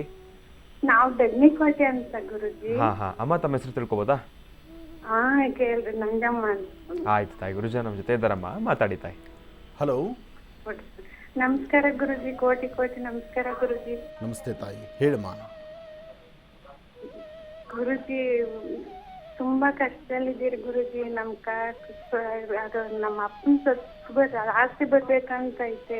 ಅವ್ರು ಕೊಡ್ತೀನಿ ಅಂತಾರೆ, ಒಂದ್ಸಲ ಕೊಡಲ್ಲ ಅಂತಾರೆ. ನಾವು ಬಾಡಿಗೆ ಮನೆಗಿದ್ದೀರಿ. ನಾನು ತುಂಬಾ ಮಾಡ್ತಾರೆ, ಏನಂತ ನನ್ಗೆ ಗೊತ್ತಿಲ್ಲ ಗುರುಜಿ. ನಿಮ್ನೇ ನಂಬಿದ್ದೀನಿ. 9 ವರ್ಷದಿಂದ ನಿಮ್ ನೋಡಿ ನಾನು ಪ್ರಾಣ ಮಾಡ್ಕೊಂಡಿದ್ದೀನಿ ಗುರುಜಿ. ನಾನು ತುಂಬಾ ಕಷ್ಟವಾಗಿದ್ದೀನಿ ಗುರುಜಿ. ನೀವಿಲ್ಲ ಅಂದ್ರೆ ನಾನು ನಿಜವಾಗಿ ಎಷ್ಟೋ ಮಣ್ಣಾಗ ಆಗೋಗ್ಬಿಡ್ತೀನಿ. ಇಲ್ಲ ತಾಯಿ, ಧೈರ್ಯ ತಂದ್ಕೋಬೇಕಮ್ಮ. ಜೀವನ ಅಂತಕ್ಕಂಥದ್ದು ಒಂದು ದಿನಕ್ಕೆ ಮುಗಿಯುವಂಥದ್ದಲ್ಲ. ಆತ ಕರೆದಾಗ ನಾನು ಬಂದರೆ ಮಾತ್ರ ಚೆನ್ನ. ಅಂದರೆ ಭಗವಂತ ಕರೆದಾಗ ನಾವು ಹೊರಡಬೇಕು. ಮುಂಚಿತವಾಗಿ ನಾವು ಬರ್ತೀವಿ ಅಂದ್ಕೊಂಡ್ರೆ ಅದು ನಮ್ಮ ಮೌಢ್ಯತೆ, ನಮ್ಮ ಮೂಢತನ ಆಗಿಬಿಡುತ್ತೆ ಮತ್ತು ನಮಗಿರ್ತಕ್ಕಂಥ ಸುಖ ಸಂತೋಷ ಕಳ್ಕೊಂಡಂಗಾಗತ್ತೆ. ನಿನ್ನಲ್ಲಿ ನಿನ್ನ ಸ್ವರತರಂಗ ಪ್ರಕಾರ ಇಲ್ಲಿವರೆಗೂ ನೀನೇನು ಕಷ್ಟಗಳನ್ನು ನೋಡಿದ್ಯೋ ಆ ಕಷ್ಟಗಳು ಮುಗಿಯುವ ಕಾಲ ತುಂಬ ಹತ್ತಿರದಲ್ಲಿದೆ. ನಿಮ್ಮ ತಂದೆ ಮನೆ ಆಸ್ತಿನಿ ಇನ್ನೂ ಸಿಕ್ಕಿಲ್ವಾ? ಇಲ್ಲ ಗುರುಜಿ, ನನಗೆ ಏನು ಹೇಳ್ತಾರೆ? ಮನೇನು ಇಲ್ಲ, ಮಕ್ಳು ಬಿಟ್ಬಿಟ್ರು. ಕೊಡ್ತೀನಿ ಅಂದ್ರು ಸರಿ ಸರಿ ಬಾಡಿಗೆ ಮನೆ ಇದ್ದೀರಲ್ವಾ ಕೊಡ್ತಾನೆ ಅಂತ ತುಂಬಾ ಕಷ್ಟವಾಗಿದ್ದೀರಿ ಗುರುಜಿ. ನೀನು ಕೇಳ್ದ ಎಷ್ಟು ಜನ ಅಣ್ಣ ತಮ್ಮಂದ್ರಮ್ಮ? ಏನ್ ಗುರುಜಿ? ನಿಂಗೆ ಅಣ್ಣ ತಮ್ಮಂದ್ರೆ ಎಷ್ಟು ಜನ ಇದ್ದಾರೆ?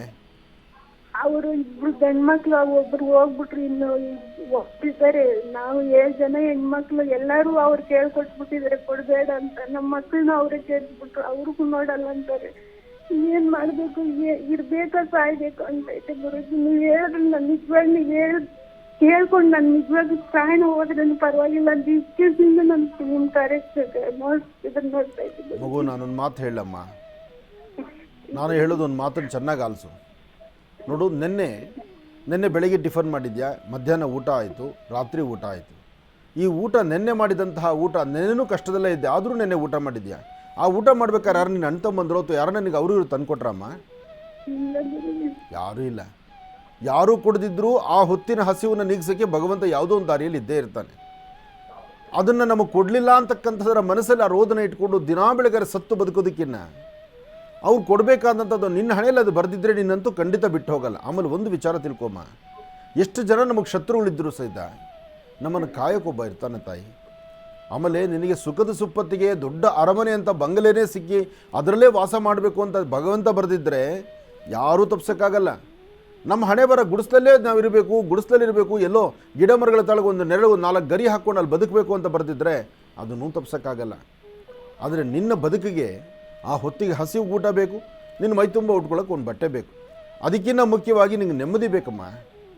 ನಿನಗೆ ಅವ್ರು ಏನೇ ಕೊಡಲಿ, ದಿನಾ ಬೆಳಕಾದ್ರೆ ರೋದನೆ ಮಾಡ್ತಾಯಿದ್ರೆ, 4-6 ಜನ ಅವ್ರು ಬಡಕ್ಕೆ ಚೇಡಿಸಿ ಮಾತಾಡ್ತಾ ಇದ್ರೆ ಒಡ್ಡ ಹುಟ್ಟಿದವರು ಅರ್ಥ ಮಾಡ್ಕೋಬೇಕು. ನೀನು ಕಷ್ಟ ಅರ್ಥ ಮಾಡಿಕೊಂಡು ನಿನಗೆ ಅಯ್ಯೋ ಮಗು ಕಷ್ಟದಲ್ಲಿದ್ದಾಳಲ್ಲಪ್ಪ, ನಾನು ಕೊಡ್ತಕ್ಕಂಥ 10 ರೂಪಾಯಿ ಇದ್ದರೆ ಕನಿಷ್ಠ ಪಕ್ಷ 2 ರೂಪಾಯಿ ಕೊಟ್ಟು ನಾವು ಋಣ ಹರಿಸ್ಕೊಳ್ಳೋಣ ಅನ್ನೋ ಮಾತು ಅವ್ರಿಗೆ ಇರಬೇಕು. ಅದಿಲ್ಲ ಅಂದಾಗ ಈ ಥರ ನೋವು ನೀನು ಎಷ್ಟು ದಿವಸ ನೋವು ಪಡ್ತೀಯಾ, ಎಷ್ಟು ದಿವಸ ಈ ಥರ ಕಣ್ಣೀರು ಹಾಕ್ತೀಯ ತಾಯಿ? ನೋಡು, ಇವತ್ತೇ ಈಗಲೇ ಒಂದು ತೀರ್ಮಾನ ಮಾಡು.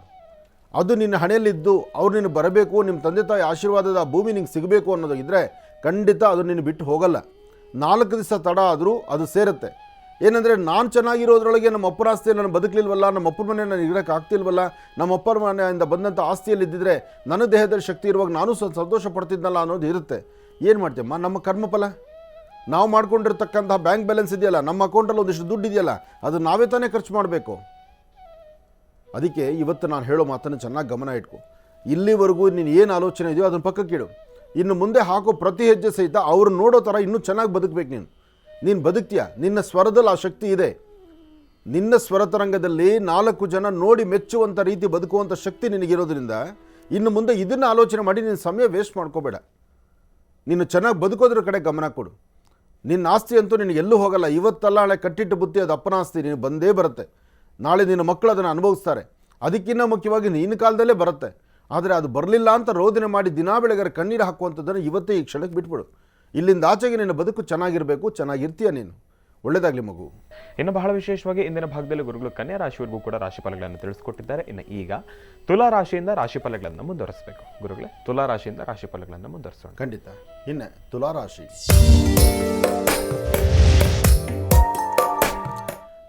ತುಲಾ ಲಗ್ನ. ತುಲಾ ರಾಶಿ ತುಲಾ ಲಗ್ನದಲ್ಲಿರ್ತಕ್ಕಂಥವ್ರಿಗೆ ಚಂದ್ರ ಚೆನ್ನಾಗಿರೋದ್ರಿಂದ ಇವತ್ತು ಮನಸಾ ಇಚ್ಛೆ ತಾವು ಏನು ಸಂಕಲ್ಪ ಮಾಡಿದ್ರು ಆ ಸಂಕಲ್ಪವನ್ನು ಕಾರ್ಯಸಿದ್ಧಿ ಮಾಡ್ಕೊಳ್ತೀರಿ.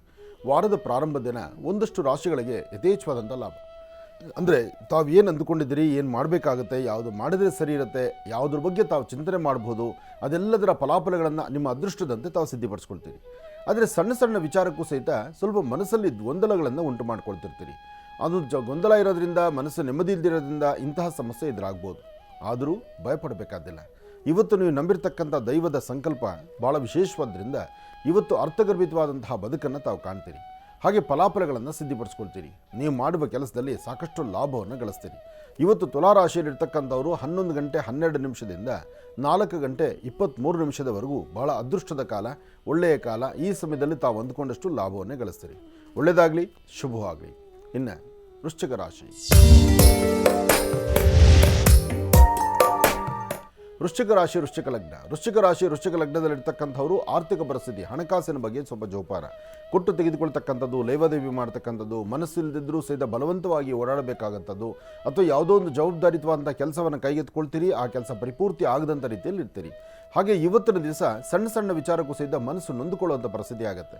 ಇವತ್ತು ತಾವು ಅಂದುಕೊಂಡಿದ್ದಂಥ ಕೆಲಸಗಳಾಗಲಿ, ವೃತ್ತಿಯ ಅಭಿವೃದ್ಧಿ ಆಗಲಿ, ಅಥವಾ ಏನು ಮಾಡಬೇಕು ಅಂದ್ಕೊಂಡಿರ್ತೀರೋ, ಯಾವುದು ಸರಿ ಯಾವುದು ತಪ್ಪು, ಇದೆಲ್ಲವನ್ನು ಸಹಿತ ಸರಿಯಾದ ಸನ್ಮಾರ್ಗದತ್ತ ನಡೆಸಬೇಕು. ಹಾಗೆ ಫಲಾಫಲಗಳನ್ನು ಸಿದ್ಧಿಪಡಿಸ್ಕೊಳ್ಬೇಕು. ಇವತ್ತು ನೀವು ಅಂದುಕೊಂಡಿದ್ದನ್ನು ಸಾಧನೆ ಮಾಡ್ಕೊಳ್ಬೇಕಾದ್ರೆ ಗಣಪತಿಯನ್ನು ಪ್ರಾರ್ಥನೆ ಮಾಡ್ತಾ ಇವತ್ತಿನ ವೃತ್ತಿ ಧರ್ಮವನ್ನು ಮತ್ತಷ್ಟು ಅಭಿವೃದ್ಧಿಪಡಿಸ್ಕೊಳ್ಬೇಕಾದ್ರೂ ಇವತ್ತು ವೃಶ್ಚಿಕ ರಾಶಿ, ವೃಶ್ಚಿಕ ಲಗ್ನದಲ್ಲಿ ಜನಿಸಿರ್ತಕ್ಕಂಥವರು ಸರಿಸುಮಾರು 11 ಗಂಟೆ 12 ನಿಮಿಷದಿಂದ 1 ಗಂಟೆ 45 ನಿಮಿಷದ ಒಳಗಾಗಿ ಯಾವುದೇ ಕೆಲಸ ಮಾಡಬೇಕಾದ್ರೂ ಸ್ವಲ್ಪ ಗೌಪ್ಯವಾಗಿಟ್ಕೊಳ್ಳಿ. ವಿಚಾರಗಳನ್ನು ಮತ್ತೊಂದು ಕಡೆ ಹರಿಬಿಡಬೇಡಿ. ಏನು ಮಾಡ್ತಿದ್ದೀರಿ, ಏನು ಮಾಡಿದ್ರೆ ಸರಿ, ಯಾವುದು ಸರಿ ತಪ್ಪು, ಇದೆಲ್ಲದರ ಬಗ್ಗೆ ಸರಿಯಾದ ಒಂದು ಮಾರ್ಗದಲ್ಲಿದ್ದರೆ ಮಾತ್ರ ಫಲಗಳು ಸಿಗ್ತಕ್ಕಂಥದ್ದು. ಹಾಗೆ ವೃಶ್ಚಿಕ ರಾಶಿಯಲ್ಲಿರ್ತಕ್ಕಂಥವರು ಇವತ್ತು ಹಣಕಾಸಿನ ವಿಚಾರದಲ್ಲಿ ಮಾತ್ರ ಭಾಳ ಜೋಪಾನ, ಕೊಟ್ಟು ತೆಗೆದುಕೊಳ್ತಕ್ಕಂಥದ್ದು, ಲೇವಾದೇವಿ ಮಾಡ್ತಕ್ಕಂಥದ್ದು, ಕಾಗದ ಪತ್ರಗಳಿಗೆ ಸಹಿ ಆಗ್ತಕ್ಕಂಥದ್ದು, ಯಾವುದೇ ವ್ಯವಹಾರವನ್ನು ಮಾಡಬೇಕಾದ್ರೂ ತಿಳಿದಿರ್ತಕ್ಕಂತಹ ಅನುಭವಸ್ಥರೊಬ್ಬರ ಜೊತೆಯಲ್ಲಿದ್ದರೆ ಆಗ ನಿಮಗೆ ಅನುಕೂಲ ಅನ್ನೋದು ಸಿದ್ಧಿಯಾಗುತ್ತೆ. ಇಲ್ಲ ಅಂದರೆ ಸಣ್ಣ ಸಣ್ಣ ವಿಚಾರಕ್ಕೂ ಸಹಿತ ಕಣ್ಣೀರು ಹಾಕಬೇಕಾಗತ್ತೆ. ಭಾಳ ಜೋಪಾನ, ಎಚ್ಚರಿಕೆಯಿಂದಿರಿ. ಒಳ್ಳೆಯದಾಗಲಿ, ಶುಭವಾಗಲಿ. ಇವತ್ತು ಮಾಡೋ ಕೆಲಸದಲ್ಲಿ ಮತ್ತಷ್ಟು ಲಾಭ ಗಳಿಸಬೇಕಾದ್ರೂ ಸಹಿತ ನಿಮ್ಮ ಮನೆ ದೇವರು ಮತ್ತು ನಿಮ್ಮ ತಂದೆ ತಾಯಿ ಆಶೀರ್ವಾದ ಇವತ್ತು ಬಹಳ ಮುಖ್ಯವಾಗಿರ್ತಕ್ಕಂಥದ್ದು ವೃಶ್ಚಿಕ ರಾಶಿಯವರಿಗೆ. ಇನ್ನು ಧನುರಾಶಿ. ಧನುರಾಶಿ, ಧನುಲಗ್ನ. ಧನುರಾಶಿ, ಧನುಲಗ್ನದಲ್ಲಿರ್ತಕ್ಕಂಥವರಿಗೆ ಆರೋಗ್ಯದಲ್ಲಿ ಸ್ವಲ್ಪ ವ್ಯತ್ಯಾಸ, ಮಾನಸಿಕವಾದಂತಹ ಒತ್ತಡ, ಕೆಲಸಗಳಿಗೆ ಸರಿಯಾದ ಸಮಯಕ್ಕೆ ಬರಲಿಕ್ಕೆ ಆಗದಿರೋ ಇರತಕ್ಕಂಥದ್ದು, ಬಂದರೂ ಅಲ್ಲಿ ನಿಮಗೆ ಸರಿಯಾದಂಥ ರೀತಿಯ ಅನುಕೂಲ ಆಗುತ್ತೋ ಇಲ್ಲವೋ ಎಂಬತಕ್ಕಂಥ ಸಂದೇಹ, ಸಂಶಯ ಇರತಕ್ಕಂಥದ್ದು. ಹಾಗೆ ಇವತ್ತು ನೀವೇನು ಅಂದುಕೊಂಡಿದ್ದಕ್ಕಿಂತ ಹೆಚ್ಚಿನ ಲಾಭದಾಯಕವಾಗಿ ಕಾರ್ಯಸಿದ್ಧಿ ಮಾಡ್ಕೊಳ್ಬೇಕು ಎಂಬತಕ್ಕಂಥ ಆಸೆ ಮಾತ್ರ, ಆದರೆ ಯಾವುದು ಪರಿಪಕ್ವತೆಯಿಂದ ಸಿದ್ಧಿ ಆಗ್ತಕ್ಕಂಥದ್ದಲ್ಲ. ಹಾಗೆ ತೃಪ್ತಿಕರವಾದಂಥ ಬದುಕನ್ನು ಕಾಣಬೇಕು ಎಂಬತಕ್ಕಂಥ ಮನಸ್ಸು ಮಾತ್ರ, ಆದರೆ ಕಾಣುವಂಥ ಸಮಯದಲ್ಲಿ ಬೇರೊಂದು ಥರ ಚಿಂತನೆ ಎದುರಾಗ್ತಾ ಇರುತ್ತೆ. ಎಲ್ಲವೂ ಎದುರುಗಡೆ ಪರವಾಗಿಲ್ಲಪ್ಪ ಅಂತ 2 ಹೆಜ್ಜೆ ಮುಂದೆ ಹಾಕಿದ್ರೆ ಅಲ್ಲಿ ಯಾರಾದರೂ ಶತ್ರುಗಳು ಹುಟ್ಕೊಳ್ಳುವಂಥ ಪರಿಸ್ಥಿತಿ ಎದುರಾಗುತ್ತೆ. ಆ ಶತ್ರುಗಳು ನಿಮ್ಮ ಮನಸ್ಸನ್ನು ನೋವು ಕೊಡುವಂಥ ಪರಿಸ್ಥಿತಿ ಎದುರಾಗುತ್ತೆ. ಅದರಲ್ಲೂ ಮುಖ್ಯವಾಗಿ ಇವತ್ತಿನ ದಿವಸ ಒಂದಷ್ಟು ಜನಕ್ಕೆ ಆರೋಗ್ಯದಲ್ಲಿ ವ್ಯತ್ಯಾಸ, ಅರ್ಧ ತಲೆನೋವು ಅಥವಾ ಮೈಕೈ ನೋವು, ಸರಿಯಾದ ಸಮಯಕ್ಕೆ ಸರಿಯಾದ ಕೆಲಸಗಳು ಆಗದಿರೋ ಇರತಕ್ಕಂಥದ್ದು, ಕೊಟ್ಟ ಮಾತಿನಂತೆ ನಡ್ಕೊಳ್ಳೋಕ್ಕಾಗದಿರೋ ಇರತಕ್ಕಂಥ ಪರಿಸ್ಥಿತಿ ಆಗ್ಬೋದು. ಧನುರಾಶಿಯವರು ಮನೆಯಿಂದ ಆಚೆ ಹೊರಡುವಾಗಲೇ 1 ಚಿಟಿಗೆಯಷ್ಟು ಕಡಲೆಬೇಳೆ, 1 ಚಿಟಿಗೆಯಷ್ಟು ಅಕ್ಕಿ ಮತ್ತು ಕಡಲೆಬೇಳೆಯನ್ನು ಉತ್ತರಾಭಿಮುಖವಾಗಿ ನಿಂತು ದೃಷ್ಟಿ ತೆಗೆದು ಅದನ್ನು ಹಸಿರು ಗಿಡದ ಮೇಲೆ ಹಾಕೋದ್ರಿಂದ ಒಂದಷ್ಟು ಶಾಂತಿ ನೆಮ್ಮದಿಯನ್ನು ತಾವು ಸಿದ್ಧಿಪಡಿಸ್ಕೊಳ್ತೀರಿ. ಇನ್ನು ಮಕರ ರಾಶಿ. ಮಕರ ರಾಶಿ, ಮಕರ ಲಗ್ನ. ಮಕರ ರಾಶಿ, ಮಕರ ಲಗ್ನದಲ್ಲಿರ್ತಕ್ಕಂಥವ್ರಿಗೆ ಶನಿ ಮತ್ತು ಬುಧ ಇರ್ತಕ್ಕಂಥ ಆಸ್ಥಾನ, ಚಂದ್ರ ಮತ್ತು ಗುರು ಇರ್ತಕ್ಕಂಥ ಆಸ್ಥಾನ ಚೆನ್ನಾಗಿದ್ದು ಇವತ್ತಿನ ಕೆಲಸ ಕಾರ್ಯಗಳಲ್ಲಿ ಒಂದಷ್ಟು ಲಾಭವನ್ನು ತಂದುಕೊಳ್ತೀರಿ. ವ್ಯಾಪಾರ ವ್ಯವಹಾರ ಪರವಾಗಿಲ್ಲ, ವೃತ್ತಿ ಪರವಾಗಿಲ್ಲ, ದೂರಭಾರ ಪ್ರಯಾಣ ಪರವಾಗಿಲ್ಲ, ಆರ್ಥಿಕ ಪರಿಸ್ಥಿತಿ ಪರವಾಗಿಲ್ಲ. ಭಗವಂತ ನಿಮಗೆ ಕೊಡುವಂಥ ಸ್ಥಾನಮಾನದಲ್ಲಿದೆಯಲ್ಲ, ನಿಮ್ಮ ಸ್ಥಾನಮಾನವನ್ನು ಮತ್ತಷ್ಟು ವೃದ್ಧಿಸ್ಕೊಳ್ತಕ್ಕಂಥದ್ದು, ಹೆಚ್ಚಿನ ಫಲಾಫಲಗಳನ್ನು ಸಿದ್ಧಿಪಡಿಸಿಕೊಳ್ತಕ್ಕಂಥದ್ದು. ಇವತ್ತು ತಾವು ಏನು ಶ್ರಮಿಸ್ತೀರೋ ಶ್ರಮಕ್ಕೆ ತಕ್ಕ ಪ್ರತಿಫಲವನ್ನು ಕಾಣ್ತೀರಿ. ಫಲ ನಿಮಗೆ ಸಿಗಬೇಕಾದ್ರೆ ನಿಮ್ಮ ರೀತಿ ನೀತಿ, ನಿಮ್ಮ ಚಿಂತನೆ ಸರಿ ಇರಬೇಕು. ಇದರ ಮಧ್ಯದಲ್ಲಿ ಹನುಮನ ಆರಾಧನೆ ಮಾಡಬೇಕು. ಮನೋಜವಂ ಮಾರುತತುಲ್ಯ ವೇಗಂ ಜಿತೇಂದ್ರಿಯಂ ಬುದ್ಧಿಮತಾಂ ವರಿಷ್ಠಂ ವಾತಾತ್ಮಜಂ ವಾನರದು ಮುಖ್ಯಂ ಶ್ರೀರಾಮದೂತಂ ಶಿರಸಾ ನಮಾಮಿ. ಹೀಗೆ ಹನುಮನ ಆರಾಧನೆ ಮಾಡೋದ್ರಿಂದ ಮಕರ ರಾಶಿಯವರಿಗೆ ಮತ್ತಷ್ಟು ಅದ್ಭುತವಾದಂಥ ಫಲವನ್ನು, ಶಕ್ತಿಯನ್ನು ತಾವು ಸಿದ್ಧಿಪಡಿಸ್ಕೊಳ್ತೀರಿ. ಇನ್ನು ಕುಂಭರಾಶಿ. ಕುಂಭರಾಶಿ, ಕುಂಭಲಗ್ನ. ಕುಂಭರಾಶಿ, ಕುಂಭಲಗ್ನದಲ್ಲಿರ್ತಕ್ಕಂಥವರು ಆರೋಗ್ಯ, ವ್ಯವಹಾರ, ಕೆಲಸ ಕಾರ್ಯಗಳು, ಚಿಂತನೆ, ಜೊತೆಗೆ ಒಂದಷ್ಟು ಜನ ಆತ್ಮೀಯರೊಂದಿಗೆ ವ್ಯವಹರಿಸುವಂಥ ರೀತಿ ಎಲ್ಲವೂ ಸಹಿತ ಸಮಂಜಸಕರವಾಗಿರಬೇಕು. ತೃಪ್ತಿಕರವಾದಂಥ ಬದುಕನ್ನು ಕಾಣಬೇಕು, ಫಲಾಫಲಗಳನ್ನು ಸಿದ್ಧಿಪಡಿಸ್ಕೊಳ್ಬೇಕು, ಮನಸ್ಸಲ್ಲಿರ್ತಕ್ಕಂಥ ಆಸೆ ಆಕಾಂಕ್ಷೆಗಳನ್ನು ಸಿದ್ಧಿಪಡಿಸ್ಕೊಳ್ತಕ್ಕಂಥ ಯೋಗ ಫಲ ನಿಮ್ಮದಾಗಬೇಕು. ಇವತ್ತು ತಾವು ಏನು ಮಾಡಿದ್ರೂ ಮಾಡುವಂಥ ಕೆಲಸದಲ್ಲೇ ಅದ್ಭುತವಾದಂಥ ಕಾಯಕ ನಿಮ್ಮದಾಗಬೇಕಾದ್ರೆ ಮನೆ ದೇವರ ಅನುಗ್ರಹ ಬಹಳ ಮುಖ್ಯವಾಗಿರ್ತಕ್ಕಂಥದ್ದು.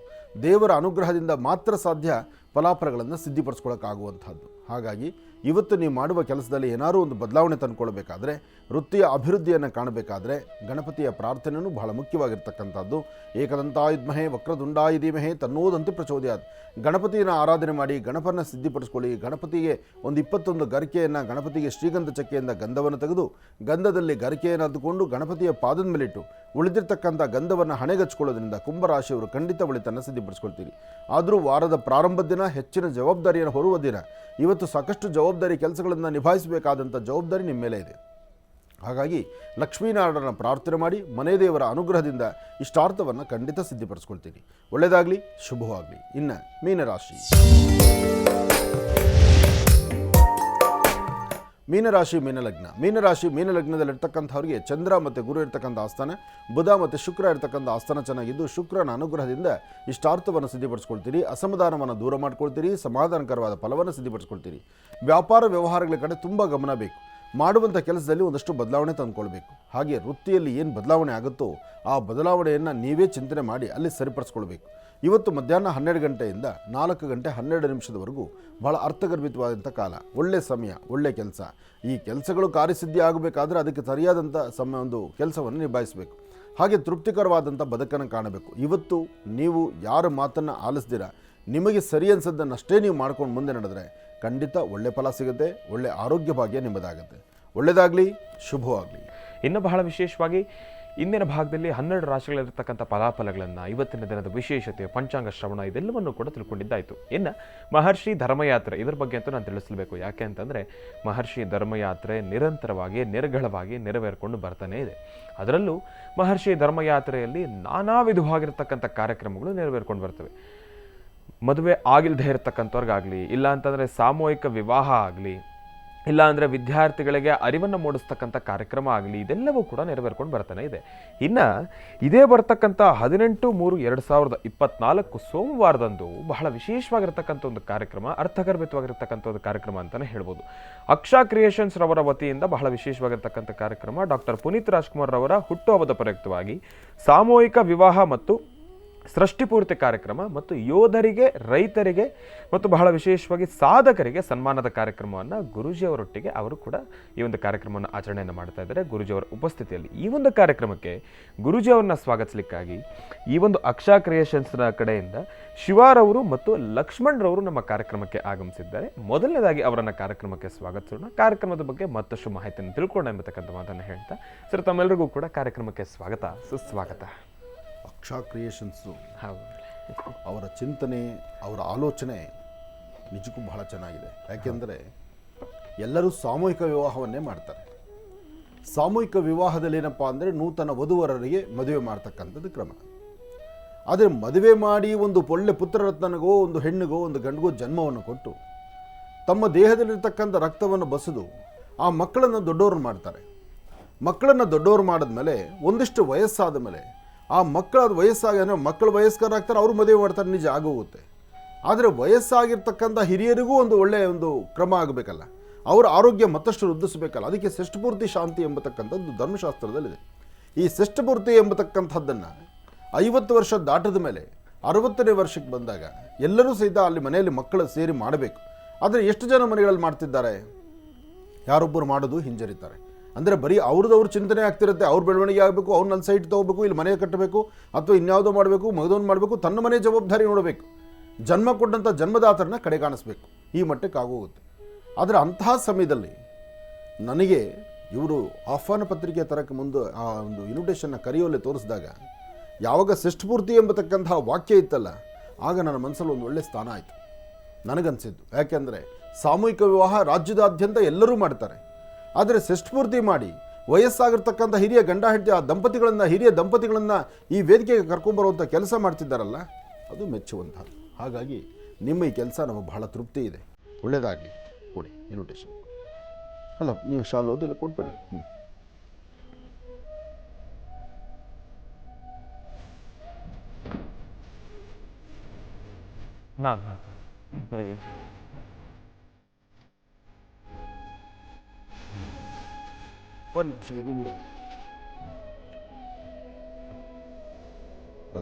ಇನ್ವಿಟೇಷನ್ ಕೊಡಿ. ಹಾಂ, ನೀವು ಹಾಕಿ.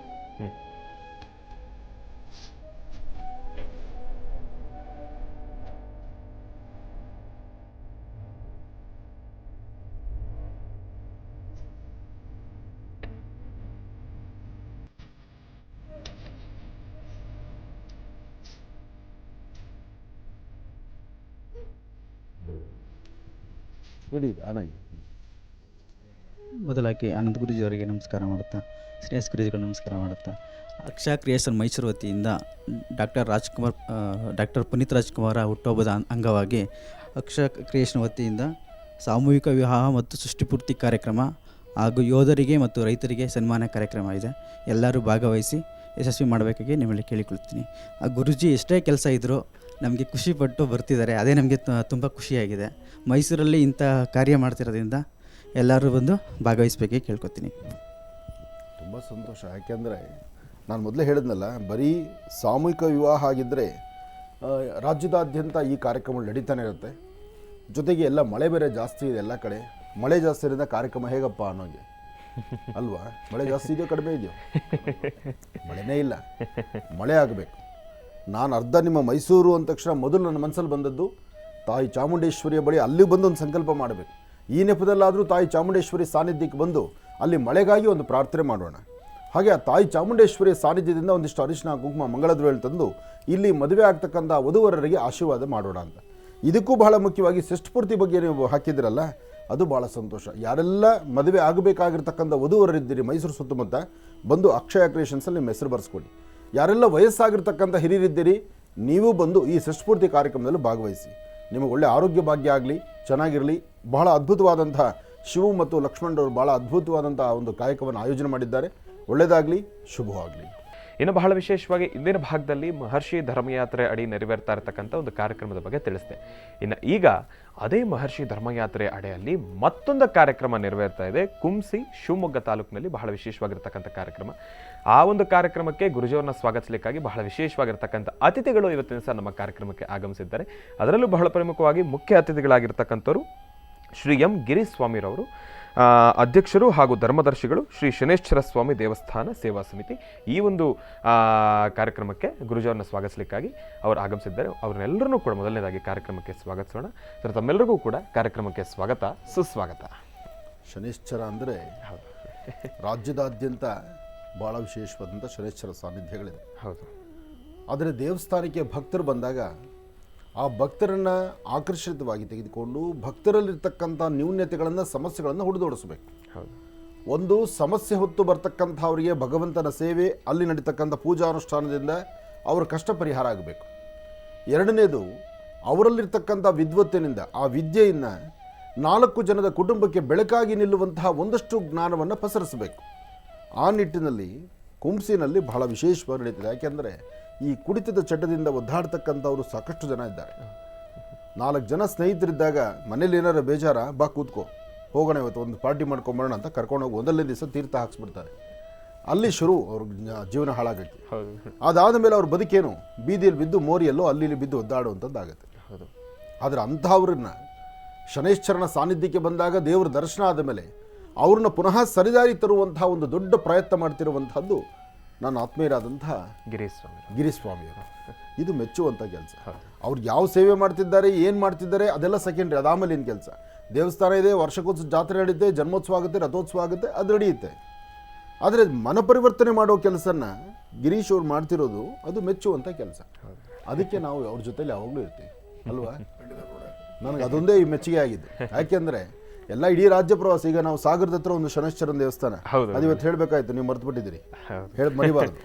ಯಾಕೆಂದರೆ ಸಾಗರದ ಹತ್ರ ಶನೇಶ್ವರನ ದೇವಸ್ಥಾನ ಇದೆ, ಅಲ್ಲೂ ಅದ್ಭುತವಾದಂಥ ಕಾಯಕ. ಆತ ಬಡವ, ಕಡು ಬಡವ, ಆತ ತಿನ್ನೋದೇ ಕಷ್ಟ, ಅಂಥದ್ರಲ್ಲಿ ಅಂಥ ಭವ್ಯವಾದಂಥ ಆಲಯ. ಹಾಗೆ ಏನೇ ಆದರೂ ಒಂದು ಒಳ್ಳೆ ಮನಸ್ಸಿನಿಂದ ಮಾಡುವಂಥ ಆ ಕಟ್ಟಾಳುಗಳು ಹೇಳ್ತಾರಲ್ಲ, ಹಾಗೆ ಇವರೆಲ್ಲ ನಾನು ಕೊಡಿ ಪ್ರಸಾದ.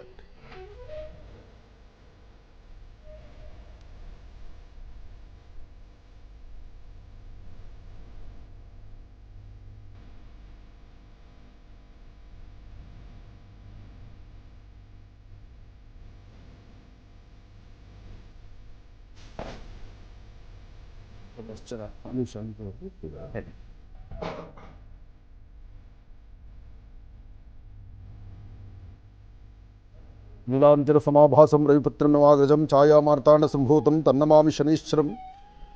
ನೀಲಾಂಜನ ಸಮಾಭಾಸಂ ರವಿಪುತ್ರಂ ನವಾಗ್ರಜಂ ಛಾಯಾಮಾರ್ತಾಂಡ ಸಂಭೂತಂ ತನ್ನಮಾಮಿ ಶನೈಶ್ಚರಂ. ಶನೈಶ್ಚರ ಸ್ವಾಮಿಯ 24ನೇ ವರ್ಷದ ವಾರ್ಷಿಕೋತ್ಸವ ಮಹೋತ್ಸವ. ಹಾಗಾಗಿ ಸಾಕಷ್ಟು ಜನ ಎಲ್ಲರೂ ಬಂದಿದ್ದೀರಿ. ಎಲ್ಲರೂ ಬಂದು ಈ ಒಂದು ಕಾರ್ಯಕ್ರಮಕ್ಕೆ ಆಹ್ವಾನ ಕೊಡ್ತಿರ್ತಕ್ಕಂಥದ್ದು ನನಗಂತೂ ಬಹಳ ಸಂತೋಷವೇ ಸರಿ. ಯಾಕೆಂದರೆ ಕಳೆದ ಬಾರಿ ಸಹಿತ ಈ ಕುಂಸಿಯಲ್ಲಿರ್ತಕ್ಕಂಥ ಶನೈಶ್ಚರರ ಸಾನ್ನಿಧ್ಯಕ್ಕೆ ನಾನು ಬಂದಿದ್ದೆ. ಬಂದು ಅಲ್ಲಿ ಅದ್ಭುತವಾದಂಥ ಕಾರ್ಯಕ್ರಮವನ್ನು ಮಾಡಿದೆ. ಆಗಲೇ ಗೊತ್ತಾಗಿದ್ದು ನನಗೆ ಅಲ್ಲಿ ಕುಡಿತದ ಚಟವನ್ನು ಬೇಗ ಬಿಡಿಸ್ತಾರೆ ಅಂತ. ಅಂದರೆ ಆ ಸಾನ್ನಿಧ್ಯದಲ್ಲಿ ಅದೇನು ಔಷಧಿ ಕೊಡ್ತಾರೋ ಬಿಡ್ತಾರೋ, ಬಟ್ ಆದರೆ ಆ ಸಾನ್ನಿಧ್ಯಕ್ಕೆ ಬಂದೋದ್ಮೇಲೆ ಅವರ ಮನಪರಿವರ್ತನೆ ಆಗಿ ಅವರ ಜೀವನ ಒಂದು ಸುಂದರವಾದಂಥ ರೀತಿಯಲ್ಲಿ ಆಗುತ್ತೆ. ಸುಂದರವಾದ ಬದುಕು ಕಟ್ಕೊಳ್ಳಿಕ್ಕೆ ಒಂದು ಪವಿತ್ರವಾಗಿರುವ ಸ್ಥಳ ಅದು ಕುಂಸಿಯಲ್ಲಿರ್ತಕ್ಕಂಥ ದೇವಸ್ಥಾನ. ಮಾತಾಡಿ. ಶಿವಮೊಗ್ಗ ಜಿಲ್ಲೆ ಶಿವಮೊಗ್ಗ ತಾಲೂಕು ಕುಂಸಿ ಗ್ರಾಮದ ಈ ನಮ್ಮ ಶನೈಶ್ವರ ಸ್ವಾಮಿ ದೇವಸ್ಥಾನದ ಎಲ್ಲ ಗಿರಿಸ್ವಾಮಿಯ ಅಭಿಮಾನಿಗಳೇ ಹಾಗೂ ಎಲ್ಲ, ಏಕೆಂದರೆ ನೋಡೋಂಥ ಇವತ್ತು ಸಾಕಷ್ಟು ಜನ ನೋಡ್ತಾ ಇದ್ದಾರೆ. ಇವತ್ತು ನಮ್ಮ ಗಿರಿಸ್ವಾಮಿಯವರು ಬರ್ತಾಯಿದ್ದಾರೆ ಇದರಲ್ಲಿ ಅಂತ ಹೇಳಿ, ಏಕೆಂದರೆ ಎಲ್ಲ ಕಡೆ ನೋಡ್ತಾ ಇದ್ದೀರಾ. ದಯವಿಟ್ಟು 24ನೇ ವರ್ಷದ ವಾರ್ಷಿಕೋತ್ಸವ, ಯಾಕೆಂದರೆ ಪ್ರತಿ ಹೆಣ್ಮಕ್ಳಿಗೆ ಹೇಳ್ತಾ ಇದ್ದೆ ನಾನು, ಇದು ದೇವಸ್ಥಾನ ಅಲ್ಲ, ಇದು ತವರು ಮನೆ ಅಂತೇಳಿ.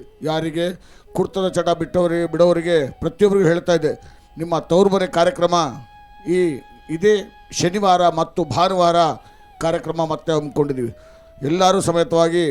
ಹಾಗೂ ಪರಮ ಪೂಜ್ಯರಾದಂಥ ನಮ್ಮ ಆನಂದ ಗುರೂಜಿಯವರು ಸಮೇತವಾಗಿ ಆ ಸನ್ನಿಧಾನಕ್ಕೆ ಬರ್ತಾ ಇದ್ದಾರೆ. ಯಾಕೆಂದರೆ ಬರ್ತಾ ಇದ್ದಾರೆ ಅಂತ ವಿಚಾರ ಇಲ್ಲ, ಅವರು ಬಂದೋದ್ಮೇಲೆ ಹೋದನೇ ವರ್ಷ 2 ವರ್ಷದಿಂದ ಮತ್ತೆ ಕಾರ್ಯಕ್ರಮಕ್ಕೆ ಬಂದಿದ್ದರು. ಬಂದ ನಂತರವಾಗಿ ಆ ಕ್ಷೇತ್ರ ಮಹಾಕ್ಷೇತ್ರವನ್ನು ಮಾಡಿ ಬಂದರು.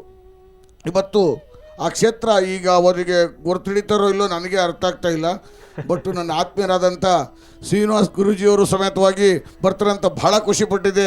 ಏಕೆಂತಂದರೆ ನನಗೆ ಅಣ್ಣ ತಮ್ಮಂದರಾಗಿದ್ದಾರೆ ಅವರು. ಏಕೆಂದರೆ ಖಂಡಿತವಾಗೂ ನನ್ನ ತಮ್ಮನ್ನಕ್ಕೆ ಹೆಮ್ಮೆಯನ್ನು ಪಡ್ತಾ ಇದ್ದೀನಿ ಆನಂದ ಗುರೂಜಿಯವರಿಗೂ ಸಮೇತವಾಗಿ.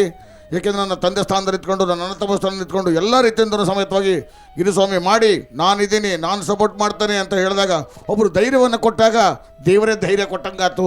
ಇವತ್ತು ಕಮ್ಮಿ ಅಂತಂದರೆ ನನಗೆ ಗೊತ್ತಿರೋಂಥ ಪ್ರಕಾರ 2013 6ನೇ ತಿಂಗಳಿಂದ ಈಚೆ 2,22,000 ಜನಕ್ಕೆ ಔಷಧಿ ಕೊಟ್ಟಿದ್ದೀನಿ. ಇವತ್ತು 2,22,000 ಜನ ಇವತ್ತು ತಂದೆ ತಾಯಿಗಳು ಇವತ್ತು ನೆಮ್ಮದಿಯಾಗಿ ಹೇಳ್ತಾ ಇದ್ದಾರೆ ನನಗೆ.